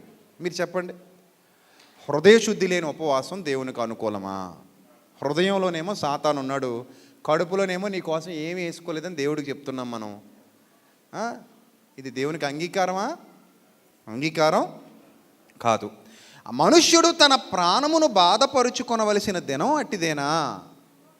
ఒకడు జమ్మువలే తల వంచుకొని గోనె పట్ట కట్టుకొని బూడిద పరుచుకొని కూర్చుండిపోవడం ఒక చోట ఉపవాసమా అని అడిగాడు దేవుడు. చెప్పండి, దేవుడు అడిగాడండి, నేను అడిగానా? ప్రవక్త అయిన యెషయా ద్వారా దేవుడు అడిగిస్తున్నాడు, గుర్తుపెట్టుకోండి. ఎవరి ద్వారా ఈ ప్రశ్న? ప్రవక్త అయిన యెషయా అడుగుతున్నాడు. ఎవరి పక్షాన్ని అడుగుతున్నాడు? దేవుని పక్షాన్ని అడుగుతున్నాడు. ఏమని అడుగుతున్నాడు? తలంచుకొని గోనె పట్ట కట్టుకొని బూడిద పరుచుకొని ఒక చోట కూర్చొని ఉండిపోవడం, ఒక చోట కూర్చొని ఉండిపోవడం ఉపవాసమా అని అడిగాడు. అప్పుడు అన్నాడు, ఎంత అద్భుతమైన మాట అన్నాడంటే, అట్టి ఉపవాసం నాకు ఇష్టమని మీరు అనుకుందురా? క్వశ్చన్ మార్క్ ఉందా లేదు చూడండి బైబిల్లో. అట్టి ఉపవాసము యెహోవాకు ప్రీతికరమని మీరు అనుకుందురా? చెప్పండి, మీరు చెప్పండి అని క్వశ్చన్ చేశాడు. ఆన్సర్ ఎవరు చెప్పాలి చెప్పండి? బైబిల్ మనల్ని ఎప్పుడు ప్రశ్న అడిగినా బైబిల్కి ఆన్సర్ ఎవరు ఇవ్వాలి? మనమే ఇవ్వాలి. మనల్ని అడుగుతుంది ఇక్కడ ప్రశ్న. ఒకవేళ ఆనాటి ఇశ్రాయేలీని అడిగింది అనుకుంటే వాళ్ళని అడిగాడు యెషయా గారు. ఈనాడు మేము అదే వెంబడిస్తామంటే కనుక మనల్ని అడుగుతున్నాడు. ఈ మాట చదివినప్పుడు క్వశ్చన్ చేస్తున్నాడు నిన్ను, అది నాకు ఉపవాసం అనుకుంటున్నావా నువ్వు? అంటే అన్నం మానేయడం ఉపవాసమా? అన్నం మానేసి ఒక చోట బాధగా కూర్చుని ఉండిపోవడం ఉపవాసమా? గోనె పట్ట కట్టుకొని దేవుడు అడిగాడు, నేను అడగల. మీరు సరిగ్గా వాక్యాన్ని చూడండి. అది ఉపవాసం అని మీరు ఫీల్ అయిపోయారా? ఫిక్స్ అయిపోయారా? అదా ఫాస్టింగ్ అంటే? రియల్ ఫాస్టింగ్ అంటే అదా? మరి ఏంటి ప్రభు ఫాస్టింగ్ అంటే చెప్తున్నాడు చూడండి. నెంబర్ 1 6వ వచనం చాలా ఇంపార్టెంట్. దుర్మార్గులు కట్టిన కట్లను విప్పండి. దుర్మార్గులు, ఈ సమాజంలో దుర్మార్గులు పెరిగిపోయి ఒక దుర్మార్గుడు మరో దుర్మార్గుడిని తయారు చేశాడు, మరో దుర్మార్గుడు ఇంకో దుర్మార్గుడిని తయారు చేశాడు. ఏమండి, పుట్టుకతో ఎవరైనా దుర్మార్గులేనా? చెప్పండి. పుట్టిన పిల్లలు దుర్మార్గులా? కాదు. మరి వాడు పెరిగి పెద్దయ్యాక సమాజంలోని దుర్మార్గులను వెంబడించి వాడు కూడా ఏమవుతున్నాడు? దుర్మార్గుడు అవుతున్నాడు. అని మంచోడితో సహవాసం చేస్తే మంచోడు అవుతాడు, చెడ్డ వాతావరణంలో ఉంటే చెడ్డోడే అవుతాడు. అందుకే దుష్టుల ఆలోచించిన చొప్పున ఒక పాపుల మార్గమున నిలువక అపహాసకులు కూర్చుండే చోటను కూర్చుండక దేవుని ధర్మశాస్త్రమును దివారాత్రము ధ్యానిస్తే అలాంటి నరుడు ధన్యుడు. మంచి వాళ్ళతో ఉండు, మంచిగా ఎదుగుతావు. చెడ్డ స్నేహాలు పట్టావా, చెడ్డగానే మారిపోతావు. నీ సహవాసం ఎవరితోనో నువ్వు కూడా అలాగే తయారవుతావు. అందుకే సహవాసం చాలా ఇంపార్టెంట్, గుర్తుపెట్టుకోండి సంగమా. ఏ హోటల్ పడితే ఆ హోటల్కి వెళ్ళిపోం మనం. ఎందుకు? అన్ని హోటల్లో శుభ్రమైన తిండి దొరకదు కదా, కొన్ని హోటల్స్లో శుభ్రత ఉండదు, అందుకని మనం వెళ్ళాం అక్కడికి. ఎక్కడ పడితే అక్కడ తినేయం, అలాగే ఎక్కడ పడితే అక్కడ వినేయొద్దు. నేను మళ్ళీ చెప్తున్నా, సంఘాలన్నీ దేవుని సంఘాలు కావు. కొన్ని సంఘాల్లో సాతాను రాజ్యం వెళ్తున్నాడు. సంఘాలన్నిటిలో సత్యవాక్యం లేదు. కొన్ని చోట్ల అపవాది విశృంఖలత్వం కనబడుతుంది, మోసపూరితమైన దృక్పథాలు కనబడుతున్నాయి, మోసపూరితమైన విధానాలు కనబడుతున్నాయి. కొన్ని సంఘాల్లో వాక్యానికి చోటు ఇవ్వట్లేదు, కొన్ని చోట్ల అసలు సత్యవాక్యమే వినబడట్లేదు, కొన్ని చోట్ల ఉన్నది ఉన్నట్టుగా చెప్పడానికి భయపడుతున్నారు. మరి ఎందుకు భయపడుతున్నారో తెలియదు. ఎందుకు భయపడతారు? ఎందుకు భయపడాలి? దేనికి భయపడాలి? భయపడుతున్నారు. అమ్మో ఇలా చెప్పేస్తే జనం ఏమైనా అంటారేమో, ఇలా చెప్పేస్తే పలానా ఆయన ఏమైనా అంటాడేమో, ఇలా చెప్పేస్తే నా దగ్గరికి ఎవరో రారేమో. అలా అని చెడ్డ ఆహారం పెట్టడం మంచిది కాదు. మంచి ఆహారమే పెట్టాలి పిల్లలకి ఎప్పుడు కూడా, సేవకుడు. సో దుర్మార్గులు కట్టిన కట్లు ఉన్నాయి. చాలామంది దుర్మార్గులు ఉంటారు, కట్టేస్తారు. 2000 సంవత్సరంలో నా జీవితంలో జరిగిన సంఘటన చెప్తాను. నేను ఇంటర్ చదువుతున్నాను అప్పుడు, కరెక్ట్గా 2000లో చదువుతున్నప్పుడు అనపర్తిలో రోహిణి రెస్టారెంట్ అని ఉండేది.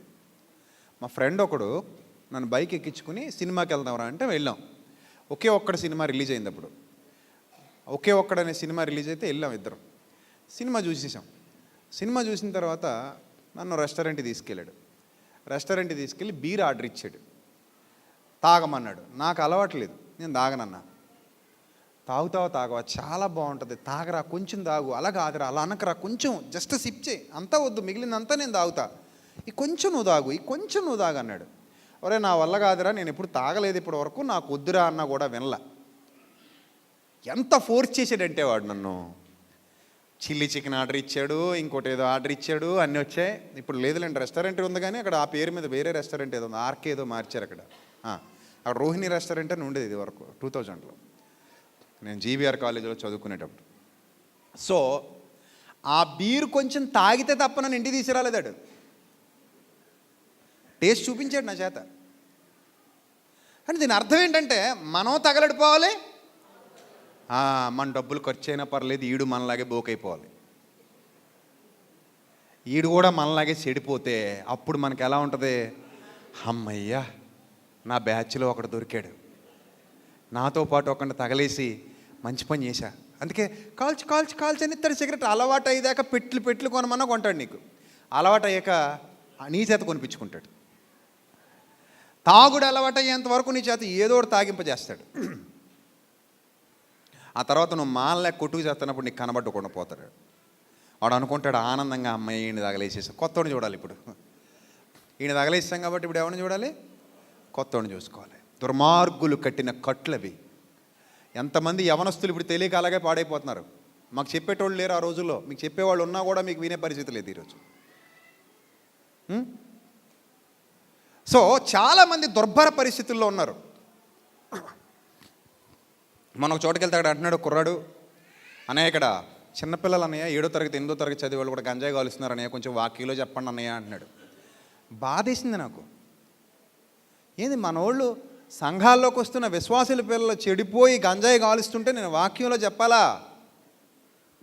ఇప్పుడు వాక్యంలో చెప్తే వాడు మానేస్తాడేటి గంజాయి? అది ఒక్కరోజు విని వాడు మారిపోతాడా? డీజిల్ మరక చొక్కా కంటించుకోవడం చాలా సులభం, కానీ ఒక్క ఉతుకులో అది పోదు. మనం ఏం అవాక్క అవ్వం. అంటించుకోవడం సులభమే, అవాక్క అవుతారా మీరు? అడగండి కంపెనీ వాడు ఎప్పుడైనా వస్తే. ఏదో ఒక్కసారి కూడా అవాక్క అవుతలేదు, రోజు టీవీలో అవాక్క అయ్యారా అంటున్నావు కదా అని అడగండి. అవుతున్నా మన అవాక్కు? అంత ఈజీ ఏంటి? ఇప్పుడు తెల్ల చొక్క వేసుకొచ్చాడు ఆయన, 4 డీజిల్ చొక్కలు వేసాను అనుకోండి దాని మీద, వాళ్ళ ఆవిడ గారు అవ్వాలి అవాక్కు. కంపెనీ వాడు అవ్వడం మనం అవ్వం. ఆ ఉతికి చావలేక ఆ చేతులు నొప్పులు వచ్చి మిషన్లో వేసినా వదలక, బాబు ఇది వదలదు బాబు, చొక్కా చిరిగిపోద్దేమో కానీ కొన్ని డీజిల్ మరకలు అంత తొందరగా పోవు. పాప మెకానిక్లు ఉంటారు చూడండి, ఎప్పుడు ఒకటే చొక్కా వాడుతుంటాడు, ఎందుకంటే అలా ఆవిడ చంపి ఉప్పు పాత్ర వేసేద్ది. రోజుకో చొక్కా పాడు చేసుకుని ఇంటికి వెళ్ళాడు అనుకోండి, నువ్వు తెచ్చి 500కే ఈ సరిపోతుందిరా జీవితం అంటుంది. అందుకని ఒకటే చొక్కా అక్కడికి వెళ్ళాక ఇప్పేసి దండాన్ని తగిలిస్తాడు. అక్కడ ఒక యూనిఫామ్ ఉంటుంది, అది వేస్తాడు. అప్పుడు విప్పుతాడు రెంచులతో. ఇంజిన్ ఆయిల్ మార్చిన, టైర్ల కింద దూరినా, కార్ల కింద దూరినా ఆ చొక్కాతో దూరతాడు. మళ్ళీ సాయంత్రం అయిపోయిన తర్వాత చక్కగా చేతులు కాళ్ళు శుభ్రం కడిగేసుకుని సబ్బుతో ఆవిడ తిప్పేసి మళ్ళీ అది వేసుకుని ఇంటికి వెళ్తాడు. అప్పుడు అలా ఆవిడ హ్యాపీగా ఉంటుంది. తప్పు చెడి చొక్కా కానీ డీజిల్ మరకలు అంటించుకున్నావా, చచ్చావా ఇంటికి వెళ్ళాక కదా, అంత తొందరగా వదలవు. అలాగే మీరు మీ ఫ్రెండ్స్తో తిరిగి తిరిగి తిరిగి పాడైపోతే అంత తొందరగా మారరు, చాలా కష్టం. అందుకే వాక్యానికి రండి అంటాను నేను. మొన్న ఒక ఆయన అంటాడు కదా, ప్రసాద్ రెడ్డి గారు ప్రస్తుతానికండి మా కుటుంబాన్ని పంపిస్తున్నానండి మీ దగ్గరికి, నేను రాలేనండి ఇప్పుడప్పుడే, ఏ బాబయ్య అన్నాను నేను. అంటాడు కదా, నేను పూర్తిగా మారాక వస్తానండి అన్నాడు. ఎవడు మారుతాడు నిన్ను అన్నాను. నేను పూర్తిగా ఎవడు మారుతాడు అన్నాను నేను. నిన్నగాడికి ఎవడు మారుతాడు నేను పూర్తిగా? ఎక్కడ మారుతావు? బ్యాందీ షాప్ దగ్గర, సిగరెట్ కొట్టు దగ్గర, లేదా రచ్చబండ దగ్గర, పోరంబోకు ఫ్రెండ్స్తో తిరిగి మారుతావా నువ్వు? నువ్వు చెప్పేది ఎలా ఉందంటే, లారీ గుద్దేసిపోయాక అంబులెన్స్ వచ్చాక, బాబు నేను ఇప్పుడు అంబులెన్స్ ఎక్కను, పూర్తిగా రక్తం ఏమవ్వాలి, కట్టుబడ్డాక రక్తం ఆగాక అప్పుడు ఎక్కుతాను బాబు అంబులెన్స్ అన్నట్టు ఉంది నీ పిచ్చివి బోధన. వాక్యానికి వచ్చినప్పుడే వాక్యమే నిన్ను మార్చాలి తప్ప, దేవుడే నిన్ను మార్చాలి తప్ప, నేను ఎక్కడో ఉంటా మారాక వస్తా అంటే అది అవిజ అవ్వదు. వస్తేనే మార్పు వస్తుంది, రాకపోతే అది మార్పు అనేది వైద్యం జరిగినప్పుడే మనిషిలో రోగం తగ్గుద్ది. మనం హాస్పిటల్కి వెళ్ళినప్పుడే, హాస్పిటల్కి వెళ్లకుండా రోగం తగ్గదు. అంటే ఉపవాసం అంటే ఏంటో యేసుప్రభు వారు నేర్పించారు, చేసి చూపించారు.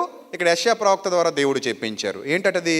దుర్మార్గులు కట్టిన కట్లను విప్పుటయు, కాడిమాను మోకులు తీయుటయు. కాడిమాను మోకులు అంటే, కాడిమానికి మోకేసారనుకోండి ఇంకా మాను అలాగే ఉంటుంది ఎద్దు భుజం మీద. చూసారు ఎప్పుడైనా? మోకు తీస్తేనే దాని నుంచి ఎద్దు ఏమవుద్ది, ఆ కాడి నుంచి విడుదల పొందుద్ది. అది తీసేంత వరకు, మోకు తీసేంత వరకు కూడా ఎద్దు ఆ బరువును అలా మోస్తూనే ఉండాలి. ఇప్పుడు ఎద్దు రిలీజ్ అవ్వాలి బయటకంటే ఏం చేయాలి? మోకు తీయాలి. ఆ కాడి మానుకేసినటువంటి మోకుని తీసేయాలి. తీసేస్తే ఎద్దు ఫ్రీ అయిపోయింది. అది తీసేంత వరకు ఎద్దు ఫ్రీ అయిందా? అవలా, ఆ భారం కిందే ఉంది. అందుకే కాడిమాను మోకులు తీయుటయు, సాతాను చేత ఎవరైతే బాధింపబడుతున్నారో ఆ బాధింపబడే వారిని ఆ సాతాను చేతిలో నుండి విడిపించాలి. విడిపించుటయు. నెక్స్ట్, ప్రతి కాడి భారము, నా కాడి, ఏ కాడైతే ప్రపంచం మోస్తుందో ఆ పాపం అనే కాడి, ఆ భారాన్ని ఏం చేయాలి మనం? అతని మీద నుండి వెరగొట్టాలి. అతను మంచి మార్గంలోకి నడిపించాలి, సన్మార్గంలోకి నడిపించాలి, సత్క్రియల వైపు నడిపించాలి, దేవుని పనుల వైపు నడిపించాలి. ఇది ఆశీర్వాదం. ఇది దేవుని పని దీవెన, దేవుని పని ఆశీర్వాదం. దేవుని కోసం బతకటం దీవెన, దేవుని సన్నిధిలో గడపటం ఆశీర్వాదం. ఎందుకంటే మన హృదయాలకు సంతోషం. నువ్వు ఏం చేసినా, బయట తిరిగేసినా, తాగేసి పడిపోయినా, పోలీస్ స్టేషన్ చుట్టూ తిరిగినా, వాడిని వీడిని కొట్టినా, పేకాట్లు ఆడుకున్నా, గంజాయి కాల్చినా, సిగరెట్లు కాల్చినా, వ్యభిచారాలు చేసినా, జారత్వాలు చేసినా, ప్రతిదానికి ఒక ఎండింగ్ ఉంటుంది. పెరుగుట విరుగుట కొరకే అని నువ్వు ఎంతవరకు చేయగలవు? ఇవన్నీ వయస్సు మీద పడేంతవరకు చేస్తావు. ఆ తర్వాత మంతాకు తాత అంటే తాగలేను ఆయన అంటాడు. అడుగు చూడండి, తాత తాగుతావా? తాగలేను ఆయన అంటాడు. తాత సరదాగా వస్తావా, వెళ్దాం, బయటికి వెళ్దాం, పోలీస్ స్టేషన్లో కేసు ఎట్టుకొద్దాం అని కొడదాం అంటే, కొట్టడమని ఆయన ఊగుతున్నాను ఆయన, కొట్టడానికి రాలేను ఆయన, ఇప్పుడు ఆల్రెడీ కొట్టించుకుంటున్నాను ఆయన, కొడుకో దెబ్బ, కూతురో దెబ్బ, కోళ్ళ దెబ్బ వేస్తున్నారు ఆయన అంటాడు. మరి వయసులో ఉన్నప్పుడు ఆనిగొట్టి ఈయనగొట్టి పోలీస్ స్టేషన్లో కేసెట్టి మీసం తిప్పి తొళ్ళగొట్టి మెళ్ళగొట్టి ఇప్పుడు ఏం చేస్తున్నావు? మందు కొట్టి పడుకున్నావు. ఏ మందు? దగ్గు మందు. ఆ మందు కాదు, ఆ మందు కాదు ఇప్పుడు కొట్టేది. ఇప్పుడు దగ్గు మందు కొడతావు అంతే, ట్యాబ్లెట్లు మందులు కొడతావు, అయిపోయింది. ఏదైనా సరే ఒక స్టేజ్కి వెళ్ళాక ఆగిపోద్ది. ఏదైనా సరే ఒక స్టేజ్ కొరకు వెళ్తావు. 2 బిర్యానీలు తినేసేవాడిని నేను ఒకప్పుడు. మరి ఇప్పుడు ఒకడు కూడా తింటలే, ఆగిపోయింది, అయిపోయింది. ఇంక అది ఆ స్టేజ్ చచ్చిపోయింది. దాటేసాం, ఆ లెవెల్స్ అన్ని దాటేసాం. ఒక రేంజ్కి వెళ్ళేసరికి 40కి వచ్చేసరికి ఒకలాగా, 50కి వచ్చేసరికి ఒకలాగా, 60కి వచ్చేసరికి ఒకలాగా, 70కి వచ్చేసరికి ఒకలాగా, మన జీవితం అలా వెళ్ళిపోద్ది. అందుకే లోకంలో అలా గడపటం కంటే కూడా దేవునిలో గడిపితే ఆశీర్వాదం. ఈ జీవితం దేవునిలో ముగిసిపోయింది అనుకో, నీకు ఆశీర్వాదం, నీకు దీవెనది. దేవుని పని చేసి చచ్చిపోయినా సంతృప్తి, నేను దేవుని కొరకు ఖర్చు చేశానన్న ఆనందం, దేవుని పనుల కోసం వాడబడ్డది నా శరీరం అని ఒక సంతృప్తి, నాకు దేవుడున్నాడు అనే ఒక భరోసా, నేను నీతిగా ఆయనలో ఉన్నాను అనే ఒక ఆనందం, సంతోషం, ఇవన్నీ కావాలి మనకి. అందుకన్నాడు, ఇలాంటి పనులు మీరు చేస్తే నేను ఏర్పరచుకొని ఉపవాసం కదా. మీరు బైబిల్లో 66 పుస్తకాల్లో ఎక్కడైనా వెతకండి, ఇది తప్ప, ఎక్కడ తప్ప, ఇంకో చోట ఎక్కడా కూడా ఇది నేను ఏర్పరచుకున్న ఉపవాసం అని ఎక్కడ చెప్పలేదు ఆయన. కొత్త నిబంధన కానీ పాత నిబంధన కానీ ఇదే నేను ఏర్పరచుకున్న ఉపవాసం అన్నాడు ఆయన. ఎవరు ఏర్పరచుకున్న ఉపవాసం ఇది? మరి మనం ఏర్పరచుకున్నది ఏది చెప్పండి? మనం పాపం మానం, నీతి క్రియలు చెయ్యం, దేవుని కోసం బ్రతకం, దేవుని ఇష్టాన్ని నెరవేర్చం, ఆయన మార్గాల్లో నడవం, పాపాన్ని విడిచిపెట్టి పరిశుద్ధత వైపు వెళ్ళం, సువార్త పనుల్లో ఉండం, కనీసం సువార్తకు సహకరించడానికి కూడా మనకి ఇష్టం ఉండదు. తప్పించుకు తిరిగేవారు ధన్యులు సుమతి అనే పద్యాన్ని ఎక్కువ చదువుతుంటాం. ఇది మన జీవితం, ఇది మన బ్రతుకు. రేపొద్దున చచ్చిపోయాక మనందరికీ పరలోకం కావాలి. మళ్ళీ చచ్చిపోయాక అందరూ నీతి రాజ్యంలో ఉండాలి. కానీ దేవుని కోసం బ్రతకం, దేవుని ఇష్టాన్ని నెరవేర్చాం, దేవుని పనులు చేయడానికి ఇష్టపడం, దేవుని మార్గాల్లో నడవం, సువార్తకు వెళ్ళం, సువార్తకు సహకరించాం, ఏమీ చెయ్యం కదా. ఇలా చేసి ఏ ఉపవాసం దేవుడు, మనం ఉపవాసం చేస్తాం. ఏ ఉపవాసం అది? ఉదయం లేచావు, తలస్నానం చేసావు, బట్టలు వేసుకున్నావు, సన్నిధికి వచ్చావు, కూర్చున్నావు, ప్రభువా నీ మూడవుతుందా లేదా అని చూసావు, మూడయింది, అంతే.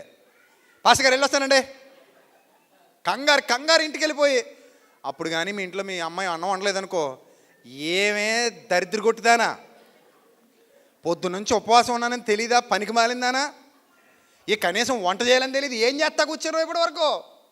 టీవీ చూశాను మమ్మీ, టీవీ చోట పెట్టి సెండాలపదానా, అక్కడ నుంచి నేను ఎంత ఏడుస్తూ వచ్చాను తెలుసా. ఇప్పుడు తొందరగా ఎదురు పెట్టు అంటే 5 నిమిషాలు ఆగి మమ్మీ కుక్కర్లో పెట్టేస్తాను అంటే కుక్కర్లో గబగబా పెట్టించేసుకుని అప్పటికప్పుడు ఏమవుతాయి, ఏ కోడిగుడ్డు ఉక్కురో వేసేసుకుని తొందరగా కోడిగుడ్డు కొట్టేసుకుని ఏదోటి చేసేసి ఏపేసుకుని ప్రభువా నీకు స్తోత్రం, అంతే. అయిపోయింది ఉపవాసం, అయిపోయింది. 3 గంటలకు ఒక మ్యాటర్ అయిపోయింది, మళ్ళీ 8 గంటలకు ఇంకో మ్యాటరు, 8-7:30 మధ్యలో ఇంకో మ్యాటర్ ఓపెన్ అవుద్ది. ఏ నీరసం, 2 పూటలు తినేసావు పూర్తిగా, నీరసం ఏముంటుంది నీకు, నీ ముఖం ఏముండదు. మళ్ళీ పొద్దున్న లేస్తే ఒక టీ అలాగో తాగుతావు నాకు తెలిసి, మళ్ళీ 3 అయ్యేదాకా ప్రభువా 3 అయ్యి ప్రభు. ఏం చేసావు అంటున్నాను, ఏం చేసావు? నీ డబ్బులు ఏమైనా ఖర్చు అవుతున్నాయా? అవ్వట్లేదు. పోనీ నీ బియ్యం ఏమైనా అలాగే ఖర్చు అయిపోయి, పోనీ లేనోడికి ఎవరికైనా ఆకలి కొనిన వారికి పెట్టమన్నట్టు పెట్టావా? చూడండి, నీ ఆహారం ఆకలి కొనిన వారికి పెట్టుటయు 7వ వచనం పెట్టలేదు. నీ రక్త సంబంధిక ముఖము తప్పింపకుండుటయు ఏం చేయలేదు. దిక్కుమాలిన బేదలను నీ ఇంట చేర్చుకున్నటయు, ఏ రోజైనా ఒక బేదోడికి నువ్వు భోజనం ఉపవాసం ఉన్న రోజున ఆ అన్నమే పార్సిల్ చేసుకుని, నువ్వు తినే అన్నమే పార్సిల్ చేసుకుని రోడ్డు మీదకి వెళ్ళి ఎవడైనా బేదోడు కనబడితే వాడికి ఒక్కరోజు ఇచ్చావా?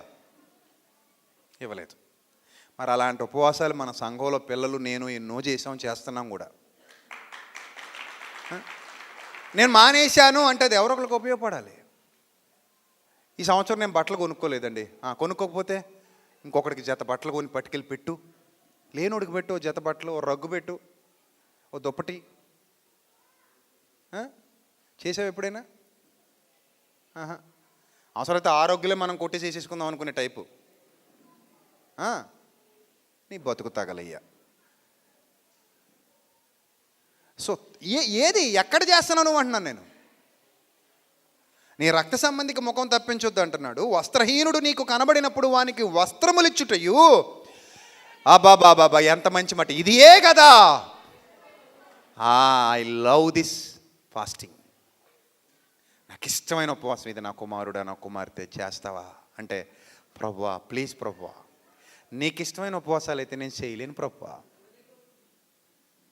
ప్రభువా నీకు ఇష్టమైన ఉపవాసాలు నేను చేయలేను ప్రభువా. మరేం చేస్తావు? నాకు ఇష్టమైంది ఏదో నేను చేసుకుంటాను ప్రభువా. నీది నీదే, నాది నాదే, నా జోలికి రాకు ప్రభువా. ఏంటి ప్రభువా? నా జోలికి రాకు ప్రభువా. రావద్దంతే. ఇవి కూడా బోధించడం మానేశారు మన సంఘాల్లో. 7 వారాలు చేయండి, 5 వారాలు చేయండి, ఏడవండి బాగా తెలిసేలా. మళ్ళీ టైటిల్ కూడా పెడతాం మనం, ఉపవాస ప్రార్థనలు. ఆయనేమో ఎవరికి చెప్పకండి రా బాబు అంటాడు, మేము ఫ్లెక్సీ పెడతాం రోడ్ సెంటర్లో పట్టుకెళ్ళి. ఎందుకు? ఏం ఉపయోగం అంటున్నాను? నీ బ్రతుకులో మార్పు లేనప్పుడు నువ్వు ఎలాంటి ఉపవాసం చేసినా దేవుడు దాన్ని అంగీకరించడు. ఇది నాకు ఇష్టం అన్నప్పుడు ఇది చేయాలి నువ్వు. ఇది నాకు ఇష్టం అని ఆయన కోరుతున్నాడు, నువ్వు చెయ్యి, నువ్వు చెయ్యి. భోజనం పెట్టావు ఎప్పుడైనా? నీ భోజనం మానేసావు, మంచిదే. ఎవరికైనా లేని వాళ్ళకి భోజనం పెట్టావా? పెడితే ఉపవాసం. నీ ధనాన్ని ఎప్పుడైనా పేదోడి కోసం ఖర్చు చేసావు? 1 రూపాయిని ఇచ్చావు ఎప్పుడైనా? ఉపవాసం. నశించిపోతున్న ఆత్మల కోసం ఎప్పుడైనా జేబులో డబ్బులు తీసావా? నువ్వు తీసావా? తీయవు. నిన్న మొన్న మన వీడియో క్రింద మన PhonePe account number, Google pay number, PhonePe number ఇచ్చాం. ఇదివరకు ఇచ్చేవాళ్ళం కాదు మనం. ఈ మధ్య ఎందుకు ఇస్తున్నావయ్యా, సెమినార్ అయిపోయింది కదా అని ఒక తమ్ముడు క్వశ్చన్ చేశాడు. మరి ఆ తమ్ముడు మన సెమినార్కి ఎంత సాయం చేశాడో నాకు తెలీదు. 4,50,000 ఉంది నాయన ఇంకా బాకీ, నువ్వు కడతానంటే తీసుకెళ్ళి కట్టించేస్తాను కార్తికేయ ఏజెన్సీస్ కొమరిపాలెం. ఇవి ఆలోచించరు వీళ్ళు. ఆడు సెమినార్ చేశాడు, అప్పుడు మేము 10 రూపాయలు పంపించాం, అయిపోయింది అంతే. ఇప్పుడు నేను ఏమైనా బతిమలాడానా? మీ డబ్బులు మాకు ఇవ్వండి అని ఏమైనా బతిమలాడానా? పోనీ మీ డబ్బులు మాకు ఇవ్వండి అని ఏమైనా అడిగామా? ఆ PhonePe number, Google Pay number ఎందుకు ఇచ్చామంటే, ఇదివరకు ఇచ్చేవాళ్ళం కాదు, కానీ ఎందుకు ఇచ్చామంటే చాలామంది ఆత్మీయులు అడిగారు, అన్న మీరు పెట్టకపోవడం వల్ల మాకు తెలియలేదు, లేదంటే వారం వారం మాకు ఎంతో కొంత 100 ఉంటే 100, 200 ఉంటే 200 సపోర్ట్ చేసేవాళ్ళ మినిస్ట్రీకి. పరిచర్య దేవునిది కదనేది, మనం కాకపోతే ఎవరు చేస్తారన్నా అన్న ఎంతోమంది మంచి మనుషులు ఉన్నారు. వాళ్ళ కోసం ఇచ్చాను తప్ప, పోనీ అందులో డబ్బులు ఏమైనా నేను తినేస్తున్నానా? తినేసి నువ్వు బిల్డింగ్ కట్టుకున్నావనో, తినేసి నువ్వు ఏదో చేసుకున్నావని అంటే బాగుంది. పోనీ మోసగాళ్ళకి సపోర్ట్ చేస్తారు, మంచి వాళ్ళని ప్రశ్నిస్తారు. నిన్న కాక మొన్న వీళ్ళకి నేను బిల్లు ఇచ్చా, మిక్కికి ఇచ్చా బిల్లు, ఇందాక నాకు తీసుకొచ్చి ఇచ్చాడు. 1,30,000 రూపాయలు అయింది బిల్లు ఆ సౌండ్కి. ఎవరికి తెలియదు అది. వారం వారం ఇక్కడ భోజనాలకి 10,000, 8,000, 10,000 ఖర్చు అవుతుంది దగ్గర దగ్గర. మనం ఎప్పుడైనా కనీసం ఒక బియ్యం బస్తా ఇచ్చామా? పోనీ ఒక నూనె డబ్బా తెచ్చి ఇచ్చామా? పోనీ వారం కూరగాయలు నేను ఇస్తానని వచ్చినోడు ఉన్నాడా? కూర లేదా? కూర కావాలా నీకు? ఏంటి ఈ వారం కూడా సాంబారేనా? కూర ఇవా? కాదు, కనీసం ఇప్పుడు ఇంతమంది మన ఆత్మీయులు వస్తున్నారు, మన దగ్గర కూరగాయలు ఉన్నాయి, కొనగలిగే స్తోమత ఉంది, పోనీ కూరగాయలు ఇద్దామని. లేదా ఒక వారం 10,000 కదా పోనీ నేను ఇద్దామని ఎప్పుడైనా ఎవడైనా అనుకుంటాడా? ఎవరు అనుకోరు. నిన్న కాకమొన్న నా తమ్ముడు వాసు ఫోన్ చేశాడు, సెమినార్ కూడా చాలా సహకరించాడు, జయగురుపాడు వాసు. అందుకే దేవుడు ఆ బిడ్డని ఇంకా దీవిస్తున్నాడు, ఇంకా దీవిస్తాడు. ఎప్పటి నుంచో మనతో కలిసి ప్రయాణం చేస్తున్న కుమారుడు, మొన్ననే వివాహం జరిగింది, మంచోడు. అసలు ఈ రోజుల్లో సాఫ్ట్వేర్ కల్చర్లో అలా తిరిగినా కూడా ఏ అలవాట్లు లేకుండా అంత యథార్థంగా ఉన్నాడంటే ఆ వాక్యమే తమ్ముడిని, ఆ వాసిని అలా నిలబెట్టింది. నిజం. వాడు విన్న వాక్యం, వాళ్ళ తల్లిదండ్రుల పెంపకం, ఆ కుటుంబం, ఆ విధానం అలాంటిది కాబట్టి. సో ఆ ఫోన్ చేశాడు, నేనేం అడగలేదండి. ఫోన్ చేసి, అన్నయ్య మొన్న వారం ఎవరు లేరన్నావు కదా అన్నయ్య అంటే, అవునరా తమ్ముడు అంటే, ఈ వారం నేను పెడతానులే అన్నయ్య, ఒక 8,000 నేను పంపిస్తానులే అన్నయ్య అన్నాడు.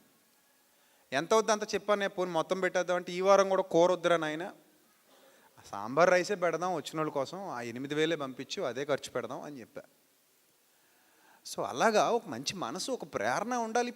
ఇప్పుడు నేను ఏమైనా ఆ ఫోన్పే నెంబర్ ఇవ్వడం వల్ల నేను ఏమైనా పాపం చేశానా? పోనీ అడిగానా? పోనీ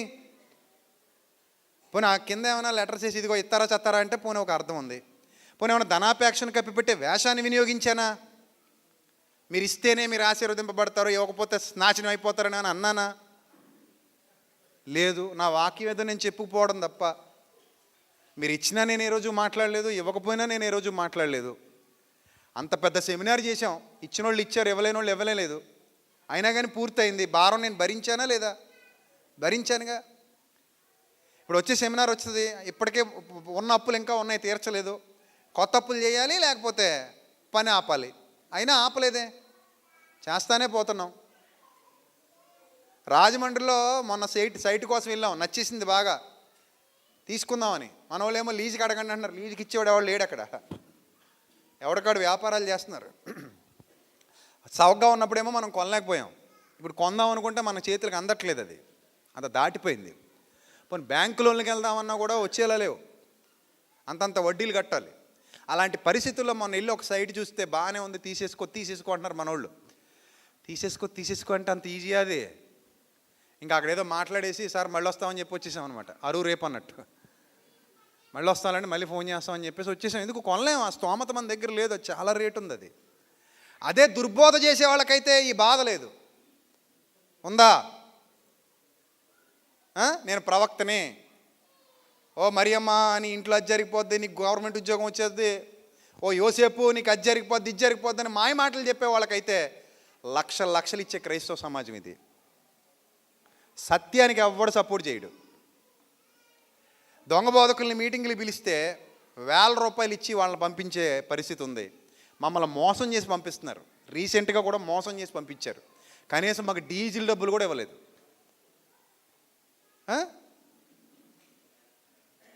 అలాంటి పరిస్థితులు ఉన్నాయి చాలా చోట్ల, ఇవే పరిస్థితులు. మోసం, సత్యాన్నేమో మోసం. పైపెచ్చి మళ్ళీ కింద అదిగో ఆ కామెంట్ కూడా మీకు యూట్యూబ్ లైవ్లో చూపిస్తాను నేను, చూడండి. ఆ అబ్బాయి పెట్టిన కామెంట్, ఎవరో మరి అబ్బాయి నాకు తెలియదు. మళ్ళీ నవ్వుతున్నాడు, పక్కపక్క నవ్వుతున్న సింబల్స్ పెట్టాడు. ఏమయ్యా ఫోన్పే నెంబర్ ఎత్తున్నావు, గూగుల్ పే నెంబర్ ఎత్తున్నావు, ఏందది అని. ఇది ఈరోజు నీతికి నిలబడ్డవాడికేమో ఇవి, అవినీతి చేసేవాడికేమో అది. సో కాబట్టి ఏదేమైనా ఎవరేమనుకున్నా మనం చేసేది రైట్ అయినప్పుడు మనం ఎవరికీ భయపడాల్సిన అవసరత లేదు. మనం చెప్పేది సత్యం అయినప్పుడు, మనం సత్యానికి నిలబడినప్పుడు, నిస్వార్థంగా యథార్థంగా ఉన్నప్పుడు దేనికి భయపడాల్సిన పని లేదు. మనం వచ్చి వెళ్ళిపోతాం, ఇక్కడ ఏం జరుగుతుందో తెలియదు. నిన్న మిక్కి ఫోన్ చేశాడు, అన్న 10,300 పంపించాను అన్నాడు. దేనికి రా అన్నాను. వైర్లు కొనాలన్నా, సౌండ్ బాక్సులు అన్నా, ఇదన్నా అదన్నా అన్నాడు. సరే కొనుక్కోరా, మరి రేపు వచ్చేస్తారు కదా మన వాళ్ళందరూ, ఏం చేయం మరి. అయిపోయింది, నన్ను 10,300 తీసుకున్నాడు. మరి ఏం కొనుక్కొచ్చాడో ఆడికే తెలియాలి, బిల్లు ఉంది ఆడి దగ్గర. సో అలా ఉంటాయి. ఇదంతా ఎవరి కోసం? నా కోసమా? మన కోసమా? మన కోసమేగా. కానీ మంచికి మనం సపోర్ట్ చేయం, చెడు కంటే సపోర్ట్ చేస్తాం. 10 మంది బాగుపడతారు, ఇది దేవుని పనిది, ఇది నా తండ్రి పనిది, నేను ఇందులో వాడబడాలి, నేను ఇందులో ఉండాలి. ఎందుకంటే నేను దేవుని వాడను, ఆయనకి ఇష్టమైన ఉపవాసం చేస్తున్నాను. ఇప్పుడు వాసు 8,000 ఇచ్చాడండి, కొత్తగా పెళ్ళయింది. ఆ 8,000 పట్టుకొని అలా ఆవిడకు చేరగొనివ్వచ్చుగా, మాట వరుసకి ఇస్తే అమ్మాయి హ్యాపీగా ఫీల్ అవుదా? మరి మీ అందరికీ ఎందుకు భోజనాలు పెట్టిస్తున్నాడు ఈ వారం చెప్పండి? సో దాన్నే ఉపవాసం అంటారు. మరి ఏంటి ఉపవాసం అంటే?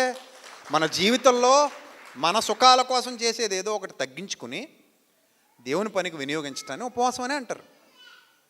మన సంతోషం కోసం వాడుకునే కొన్నింటిని మనం మానుకొని దేవుని పని కోసం వినియోగించడాన్ని ఉపవాసం అంటారు. అది మానేసి నా డబ్బులన్నీ, నా పెట్టులో బియ్యం అన్నీ అలాగే ఉంటాయి, నా డబ్బులన్నీ అలాగే ఉంటాయి, నేను మాత్రం వచ్చి ఇక్కడ గోనెపట్ట కట్టుకొని బూడిద పరుచుకొని కూర్చుండుట, అది నీకు ఉపవాసం? అది నీకు ఇష్టమైన ఉపవాసం అంటే అది నేను ఏర్పరుచుకున్న ఉపవాసం కాదు. ఉదయమే వస్తున్నారు పాపం వాళ్ళు, కెమెరాలో చూస్తాను నేను, వీళ్ళు ఏం పనులు చేస్తున్నారు, ఇవన్నీ తుడుస్తారు, శుభ్రం చేస్తారు, మీకోసం గిన్నెలు కడుగుతారు, కూరగాయలు కోస్తారు, వారం వాళ్ళే. ఇదిగో ఈ పిల్ల ఇక్కడికి వచ్చాక ఈ వారం ఈ పిల్ల మీద పడుతుంది భారం, శ్వేత మీద. సో వీళ్ళందరూ కష్టపడుతున్నారు, ఇక్కడ శ్రమ పడుతున్నారు. వీళ్ళందరూ ఎందుకు శ్రమ పడుతున్నారు? ఆ టైంలో వాళ్ళు ఇంకో పని చేసుకోలేరా? మన క్లాస్ శుభ్రంగా రెడీ అయ్యి తలదూకొని 1 గంటకు రావచ్చుగా. మళ్ళీ పైపెచ్చు ఏంటి ఒడియాలు వేసారా, మళ్ళీ ఎదురు ప్రశ్నిస్తావా నువ్వు? ఫ్లెక్స్ నిలబెడించేస్తాను, మరి జాగ్రత్తగుండు. సాంబార్ రాజని రాయించి అక్కడ ఒడియాలు రాని సాంబార్ రాజని రాయించి ఫ్లెక్స్ నిలబడేది, దరిద్రం వదిలిపోద్ది. అర్థమైందా? ఇంకోసారి కానీ కూర అన్నారంటే ఏం అడుగుతున్నాం మనం? ఏం అడగాలి? దేవుని పని అనగానే అది మన బాధ్యత. మనం చేయాలి. అలాగే ఉపవాసం చేయాలి, చేద్దాం, మంచి ఉపవాసం చేద్దాం. పాపాన్ని మానేద్దాం, దేవునికి ఇష్టమైన ఉపవాసం. బీదలను కనికరిందాం, దేవునికి ఇష్టమైన ఉపవాసం. మన ఆహారం ఆకలి కొనేవాడికి పెడదాం, దేవునికి ఇష్టమైన ఉపవాసం. సువార్త ప్రకటించి ఆత్మలను రక్షిద్దాం, నశించిపోతున్న ఆత్మల్ని కాడిమాను మోకులు తీద్దాం, బాధింపబడి వారిని విడిపిద్దాం, దుర్మార్గులు కట్టిన కట్లను విప్పుదాం. ఇంకా బలంగా చేద్దాం సువార్త కార్యక్రమాలు, అనేక మందికి సత్యాన్ని వ్యాపింపజేద్దాం. ఉపవాసం ఉపవాసం ఇలాంటి ఎన్నో ఉపవాసాలు ఉండగా అలా అని నేను భోజనం కూడా మానేస్తానంటే అఫ్కోర్స్ మాని, మంచిది, అది ఇటు మంచిదే అటు మంచిదే. నేను ఓ రోజంతా అన్నం మానేద్దాం అనుకుంటున్నానంటే అఫ్కోర్స్ మాని, ఆ అన్నం ఎవరో ఒకటి పెట్టే, మానేసి ఇంట్లో పెట్టుకోక, అది నేను చెప్పేది. నువ్వు మానేసిన అన్నం ఎవడో ఒకటి పెట్టే, వండేసుకుని నువ్వు తినకుండా ఏ లేని వాళ్ళకో పెట్టేసి నువ్వు దేవుని సన్నిధికి వచ్చి ప్రార్థన చేసుకుని ఇంటికి వెళ్ళు, అది మంచిది. నేను తప్పనట్లేదు నిన్ను, కానీ ఆచారాలు మాత్రం ప్రవేశపెట్టకు. ఆచారాలు ప్రవేశపెట్టి ప్రభు చేశాడు కాబట్టి చేస్తున్నాను, మోషే చేశాడు కాబట్టి చేస్తున్నాను, ఇది రూల్, ఇది ఈ టైంలో వాక్యం ప్రకటించకూడదు, ఈ టైంలో అలా చేయకూడదు, ఇలా చేయకూడదు, అలాగ అనొద్దు దయచేసి. ఉపవాసం చేయండి, తప్పలేదు, మంచిగా చేయండి. ఆయన సంతోషపరచడానికే కదండి మన బతుకు ఎందుకు చెప్పండి. ఒక మాట ఉందండి కొరింథీ పత్రికలో, కొరింథీలకు రాసిన మొదటి పత్రిక 8వ అధ్యాయం 6వ వచనం. కొరింథీలకు రాసిన మొదటి పత్రిక 8వ అధ్యాయం 6వ వచనం చదువుదాం, ఏముందో చూడండి అక్కడ. ఆకాశమందైనను భూమి మీద నేను దేవతలు అనబడి ఉన్నాను, మనకు ఒక్కడే దేవుడు ఉన్నాడు, ఆయన తండ్రి, ఆయన నుండి సమస్తము కలిగెను. ఆ మాట అందరూ అండర్లైన్ చేసేసుకోండి విశ్వాసులైన దేవుని పిల్లలారా, నా తమ్ముళ్ళారా, చెల్లెమ్మలారా, అక్కలారా, అన్నలారా, అందరూ అండర్లైన్ చేసుకోండి. ఏంటా మాట? ఆయన నిమిత్తము మనం ఉన్నాం. బాబా, నా నిమిత్తము ఎవరున్నారు? ఎవరు పోవుదురు నా కోసం? నా నిమిత్తము ఎవడు పోవును, మా నిమిత్తము ఎవడు పోవును అంటే నేనున్నాను ప్రభువా అన్నాడు భక్తుడు యెషయా. ఈరోజు నువ్వు నేను అనాలి, ఏమనంటే ఎవరున్నారు అంటే ఆయన నిమిత్తము మనమున్నాం, మన సంఘం ఉందే అని చెప్పాలి. ప్రభువా నీ నిమిత్తం నేనున్నాను ప్రభువా, ఎవడొచ్చినా రాకపోయినా నేను వస్తాను ప్రభువా, ఎవడు చేసినా చేయకపోయినా నేను చేస్తాను ప్రభువా, ఎవరు కష్టపడినా కష్టపడకపోయినా నేను కష్టపడతాను ప్రభువా, ఎవరు శ్రమ పడినా శ్రమ పడకపోయినా నేను శ్రమ పడతాను ప్రభువా. ఆ భారం నాది ప్రభువా, చచ్చేంత వరకు ఆ భారాన్ని నేను మోస్తాను. ఎందుకంటే నువ్వు నాకు ఇస్తున్నావు, నేను నీ కోసం పనిచేస్తున్నాను. ఆ ఆరోగ్యం నీదే, నా ఆస్తి నీదే, నా బలం నీదే, నా శక్తి నీదే, నా అంతస్తు నీదే, నాకున్న సమస్తం నీదే. నువ్వు ఇచ్చావు, నేను నీ కోసం చేస్తాను. నా కాలం కూడా నీదే, నువ్వు నాకు ఇచ్చావు, నీ కోసం వాడతాను. ఆయన నిమిత్తము మనం ఉన్నాం. నా ప్రియ తమ్ముళ్ళు, చెల్లెమ్మలు, ఎప్పుడైతే మీరు అలాంటి బలమైన శక్తివంతమైన ఆలోచన విధానం కలిగి ఉంటారో అప్పుడు దేవుడు ఇంకా గొప్పగా మిమ్మల్ని వాడుకుంటాడు, ఇంకా గొప్పగా, ఇంకా ఉన్నతంగా మిమ్మల్ని వాడుకుంటాడు. అలాంటి ఉపవాసం ఎప్పుడైతే మన బ్రతుకులో జరుగుతుందో దేవుడు ఇంకా బలంగా మనల్ని వాడుకుంటాడు. మన సెమినార్లో చెప్పాను కదా, ఒక చెల్లెమ్మ మోగ భర్తను తీసుకుని వచ్చింది. ఏమ్మా లాస్ట్ 2 రోజులు వచ్చావేంటి, నువ్వు 4 రోజులు ఎందుకు రాలేదని అడిగాను నేను. 3 రోజులు 2 రోజులు వచ్చారు వాళ్ళు. ఆ మిగిలిన రోజులు ఎందుకు రాలేదు నువ్వు అని అడిగాను. అడిగితే ఆమె అంది, మీకు తెలుసు అన్న, ఇంత భారభరితమైన కార్యక్రమం జరుగుతుంది, నేను వస్తున్నాను, 50 రూపాయలకే భోజనాలు పెట్టడం ఏందన్న, 50 రూపాయలకి ఏం వస్తుందన్న, ఒక పూట భోజనం బయట రావట్లేదు, మీరు 50 రూపాయలకి టిఫిన్ పెట్టారు, లంచ్ పెట్టారు, డిన్నర్ పెట్టారు, స్నాక్స్ పెట్టారు, టీలు ఇచ్చారు, మీ సంఘం గొప్పదన్న, బాగా చేస్తుంది, సో వాళ్ళతో పాటు నేను కలవాలని నేనేం చేశానంటే ఈ 3 రోజులు పండగ బట్టలు కుట్టానన్నా అంది. మరి గొప్ప కదా అమ్మ, పండగ బట్టలు కుట్టి ఆ డబ్బులు పట్టుకొని వచ్చి నా చేతులు పెడుతుండే అన్నాను. అమ్మ మాకు సమృద్ధిగా ఉంది, పని బాగా జరుగుతుంది, మా పిల్లలందరినీ దేవుడు దీవించాడు, ఆశీర్వదించాడు, సహకరించే పిల్లలు మాకు ఉన్నారు, కార్యక్రమం ఏదోలా జరిపించేస్తాను, నీ డబ్బులు మాత్రం వద్దమ్మా, వెనక్కి పట్టుకెళ్ళిపో అన్న. కన్నీళ్ళు పెట్టేసుకుని ప్లీజ్ అన్నయ్య చేతులు పట్టుకుంటాను అన్నయ్య, ప్లీజ్ అన్నయ్య డబ్బులు మాత్రం వెనక్కి వద్ద బతిమలాడి నా చేతులు పెట్టింది. అదొకటైతే ఆ సెమినార్లో మరొక సాక్ష్యం, ఒక తమ్ముడు, యవనస్తులు ఒక 4-5 హైదరాబాద్ నుంచి కారులో వచ్చేసారు ఇక్కడికి. నైట్ కారులో వచ్చిన యవనస్తులు వాడు పట్టుకుని ఒకటే ఏడుపా తమ్ముడు నన్ను. మళ్ళీ నాకు వెళ్ళాక మళ్ళీ నాకు ఫోన్ చేయలేదు ఆ తమ్ముడు, నాకు తెలిసి లైవ్ చూస్తూ ఉంటాడు. అతని కోసం నేను అనుదిన ప్రార్థనలో ఆ పిల్లలందరూ బాప్తిస్మం పొందారు, వాళ్ళ కోసం నేను ప్రార్థిస్తూనే ఉన్నాను, మర్చిపోలేదు వాళ్ళని. ఆ రోజు తమ్ముడు వచ్చి మా అమ్మకు ఒంట్లో బాగాలేదన్నా, ఆపరేషన్ ఏదో చేయించాలన్నాడు. చేయించుకో, హ్యాపీగా ప్రార్థన చేద్దాం, వాళ్ళు ఏమైనా అవసరం అయితే చెప్పు, నా వల్ల ఏమైనా సపోర్ట్ అంటే చూద్దాం అని అన్నాను. ఆ రోజు మరి ఎప్పటి నుంచి దాచిపెట్టాడో డబ్బులు ఇలా మూట కట్టుకుని పట్టుకొచ్చాడు. నా చేతిలో పెట్టి, అన్నయ్య డబ్బులు సెమినార్కి వాడనంటే, వద్దురా నాయన నీకు పుణ్యం ఉంటుంది పట్టుకెళ్ళిపో అని. అక్కడే పెద్ద గలాట. ఆడు వెళ్ళడు, నేను వద్దని. ఆడు పట్టుకెళ్ళరా బాబు అని నేను వద్దని. ఆడంటాడు కదా, అన్న ఏ సేవకుడైనా వద్దని అండన్నా డబ్బులు ఇస్తుంటే నువ్వేందన్నా వద్దంటున్నావు అంటాడు ఆడు. నాకు వద్దురా నాయన నీ పరిస్థితి చెప్పిన తర్వాత నేను అస్సలు నీ దగ్గర ఒక్క రూపాయి ముట్టుకోలేను, నాకు వద్దు పట్టుకెళ్ళిపో అన్నాను. పట్టుకెళ్ళిపో అంటే ఆడు ఇంకెనట్లేదని నేను అన్నాను, నాయన లాస్ట్ రోజు తీసుకుంటా, నీ దగ్గరే ఉంచుకో.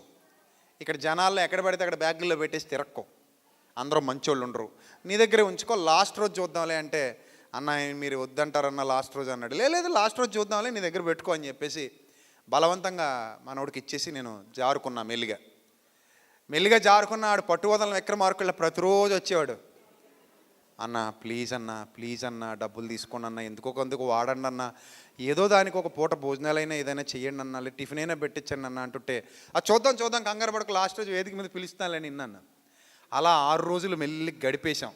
వాళ్ళందరినీ పిలిచి మాట్లాడాను, ఆ పిల్లలందరినీ, అమ్మ ఆడికి ఏదోలా ఒప్పించండి, ఆడు ఏడిచేస్తున్నాడు, కళ్ళు తుడుచుకోమంటే తుడుచుకోడు, బోర్ని ఏడుస్తాడు, ఏదోలా ఒప్పించి తీసుకెళ్ళిపోండి అంటే, లేదండి వాడు ఇంక ఒప్పుకోడండి, వాడు ఎప్పటి నుంచో ఫిక్స్ అయ్యాడు, రూపాయి కూడబెట్టాడు సెమినార్లో ఖర్చు చేద్దాం వచ్చిన పిల్లలకని అని అన్నప్పుడే అన్నాను, వద్దు నాన్న అసలు వద్దు, తప్పది నా మనస్సాక్షి ఒప్పుకోవట్లేదు, వాడు బేదోడు, వాళ్ళ అమ్మకి ఏదో ఆపరేషన్ చేయించాలంటున్నాడు, సో ఆ టైంలో మనకు చేయకూడదు, న్యాయం కాదు ఇది, అన్యాయం ఇది, రేపు పొద్దున్న దేవుడు నన్ను లెక్క అడుగుతాడు, నేను ఆయనకి సమాధానం చెప్పుకోవాలి, వద్దు అని ఎంత బతిమలాడినా ఆ పిల్లలు కూడా ఒప్పుకోలేదు. ఇంకా లాస్ట్ రోజు మెల్లిగా అయిపోయింది, ప్రార్థన అంతా అయిపోయింది, ప్రార్థన చేసి జాగ్రత్తగా జారుకుందాం అన్న టైంలో వచ్చి గట్టిగా పట్టుకొని ఇంక వదలకుండా, అన్న ప్లీజ్ అన్న అంటుంటే, చివరికి నేను అన్నాను, సరే తీసుకుంటాను కానీ ఒకటే గుర్తుపెట్టుకో, రేపు పొద్దున్న అమ్మకి ఏది అవసరమైనా అన్నయ్య ఉన్నాడని మర్చిపోకో, వెంటనే ఫోన్ చేయి, అంతేగాని నువ్వు ఇవన్నీ ఇక్కడ ఇచ్చేసి నువ్వు అక్కడ అమ్మను బాధ పెట్టకు, అది న్యాయం కాదు. నేను హైదరాబాద్ వస్తాను మే నెలలోనే 1, 2, 3 వస్తున్నాను నేను, అప్పుడు వచ్చినప్పుడు నన్ను కలువు, మాట్లాడదాం, సో ఒకసారి అవసరమైతే అమ్మను కూడా తీసుకొద్దు కానీ నేను మాట్లాడతాను, ఏమైనా అవసరమైతే చూద్దామని చెప్పి పంపించా. ఇప్పటికీ మీ అందరి సమక్షంలో చెప్తున్నా, అతను ఇచ్చిన డబ్బులు అలాగే పక్కన పెట్టా, ఏం వాడలేదు. ఇంకా ఎందుకు వాడలేదంటే, రేపు పొద్దున ఎప్పుడైనా వాళ్ళ అమ్మకు అవసరం అయితే దానికి ఎంతో కొంత కలిపి నేనే ఇస్తాను తమ్ముడు. సో నాకేమనిపించిందంటే, ఇలాంటి ఉపవాసం చేసే మనుషులు ఉన్నారా, ఇలాంటి ఉపవాసం చేసే పిల్లలు ఉన్నారా, అది బేదల్లో ఉన్నారా అనిపించింది. కలిమిలో ఉన్న మనం ఇంకెంత గొప్ప ఉపవాసాలు చేయాలి. దేవుని కోసం ఉపవాసం అంటే మన పాపాన్ని మానడం ముఖ్యం, గుర్తుపెట్టుకోండి. శరీరం ఎప్పుడు పాపం చేయమని ప్రోత్సహిస్తూనే ఉంటుంది, ఆ పాపం చేయి, ఈ పాపం చేయి, అది చేయి, ఇది చేయని. దాన్ని మానడం ఉపవాసం, నా దేవునికి ఇచ్చే కానుక. ప్రభువా సజీవ యాగముగా నా దేహాన్ని సమర్పిస్తున్న, రోమా 12:1. ఎందుకంటే ఆయన నిమిత్తం మనం ఉన్నాం. ఎందుకున్నాం మనం? ఆయన నిమిత్తం ఉన్నాం మనం. కాబట్టి నా దేహాన్ని సజీవయాగంగా నా ప్రభువుకు సమర్పిస్తున్నాను, నా యవ్వనాన్ని సమర్పిస్తున్నాను, నా కాలాన్ని సమర్పిస్తున్నాను, నా సమయాన్ని, నా ధనాన్ని, నా జీవితాన్ని, నాకున్న సమస్తాన్ని నా ప్రభు కొరకు నేను పెంటగాయించుకుంటున్నాను అన్నాడు పౌలు మహాభక్తుడు. అలాంటి ఉపవాసాలు మన బ్రతుకులో జరగాలి ప్రియమైన దేవుని సంఘమా. అలాంటి ఉపవాసాలు జరగాలి. నిత్యం మనం పాపం చేసుకుంటూ, బూతులాడుకుంటూ, నీతిమాలిన బతుకుతూ, పనికిమాలిన పనులు చేసుకుంటూ, వాళ్ళకి వీళ్ళకి అన్యాయాలు చేసుకుంటూ, అక్రమాలు చేసుకుంటూ, ద్రోహాలు చేసుకుంటూ బతికేసి నేను ఉపవాసం చేస్తానంటే అది దేవుడు అంగీకరించే ఉపవాసం కాదు. అది ఒక్కటే దేవుడు అంగీకరించేది కాదు. అన్నం మానేశాను ప్రభు అంటే సరిపోదు ప్రియులారా, మానేస్తే. కానీ దాన్ని ఎందుకొకందుకు వాడు. నువ్వు మానేసిన అన్నం ఆకలితో ఉన్నవాడు కడుపు నింపితే అది దేవుడికి ఇష్టం. ఈ సంవత్సరం నేను బట్టలు కొనుక్కోలేదు, ఎవడో కూడా కొనివ్వు, లేనోడు కొనివ్వు. పాత బట్టలు కూడా ఇవ్వం, మనం దాచిపెట్టుకుంటాం. అలాగా కొత్త మాట అటుంచు, కనీసం పాతమైన ఇస్తామా? అసలు ఎంత నోరు తెరిచి అడుగుతారో కొంతమంది. అమ్మా ఏమైనా పాత చీరలు ఉంటే ఇప్పించండి అమ్మా అంటారు. నాకు జాలేస్తుంది అలాంటి వాళ్ళని చూసినప్పుడు. అర్రే పాపం అనిపిస్తుంది. అది కూడా ఇవ్వం మనం. ఎందుకు? ఇప్పుడు ముద్ద పెట్టడానికే మన చేయి ఖాళీ ఉండదట. మరి ఏమొచ్చిందో చేతికి? మనకు వచ్చిన డైలాగ్ కదా అది. ఏమంటాం మనం? చేయి ఖాళీ లేదు, అలాగెళ్ళు, మా ఆయనకి నలుగెడుతున్నాను. ఖాళీ లేదు చెయ్యి. 10 కేజీలు రాళ్ళే అని ఎటుకు తిరుగుతున్నావు చేతుల్లో ఖాళీ లేనంత. అలా ఉంటారు కొంతమంది.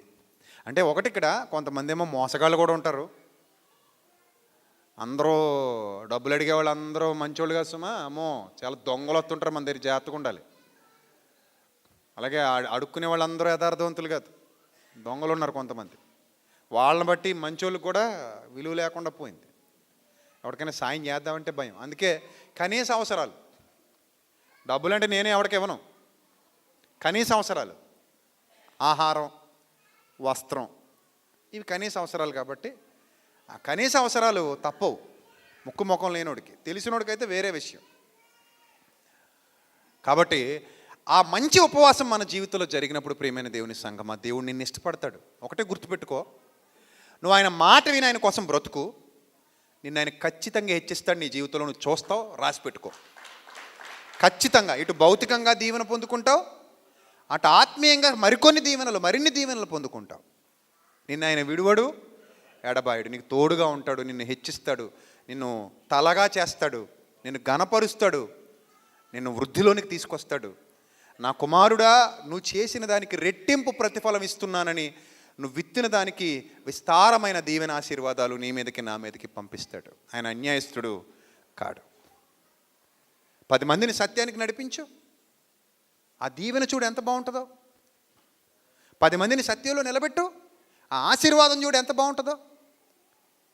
అలాంటి మంచి మనస్సాక్షి మనం కలిగి అలాంటి ఉపవాసాలు మన బ్రతుకులో చేద్దాం, దేవుణ్ణి సంతోషపెడదాం. ఆయనకిష్టమైన ఉపవాసం మన బ్రతుకులో ఎప్పుడూ జరిగేలా చూసుకుందాం. అలాంటి ధన్యత దేవుడు మీకు మీ కుటుంబాలకు సమృద్ధిగా దయచేయునుగాక. ఆమేన్. తల్ల వంచండి, ప్రార్థన చేసుకుందాం. సకలాశీర్వాదములకు కారణభూతుడా మా కన్న తండ్రి, సర్వకృపానిధి, ఇప్పటి వరకు విలువైన మీ మాటలతో మా హృదయాలు పోషించినందుకు స్తోత్రం తండ్రి. ప్రభా, మమ్మల్ని బలపరిచినందుకు స్తోత్రం ప్రభా. మీ బిడ్డలను దీవించండి, మీ కృపలో వర్ధిలింపచేయండి, జ్ఞానం ఇవ్వండి, వివేకం ఇవ్వండి, మీ సన్నిధి కాంతి మీ బిడ్డల మీద ప్రకాశింపచేయండి.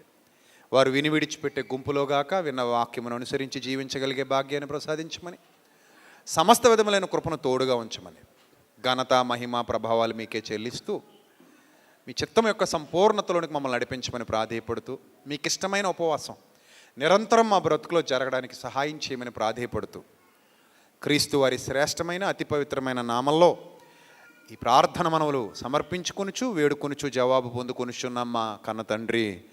ఆమెన్. అందరికీ వందనాలు. May God bless you all. Love you all.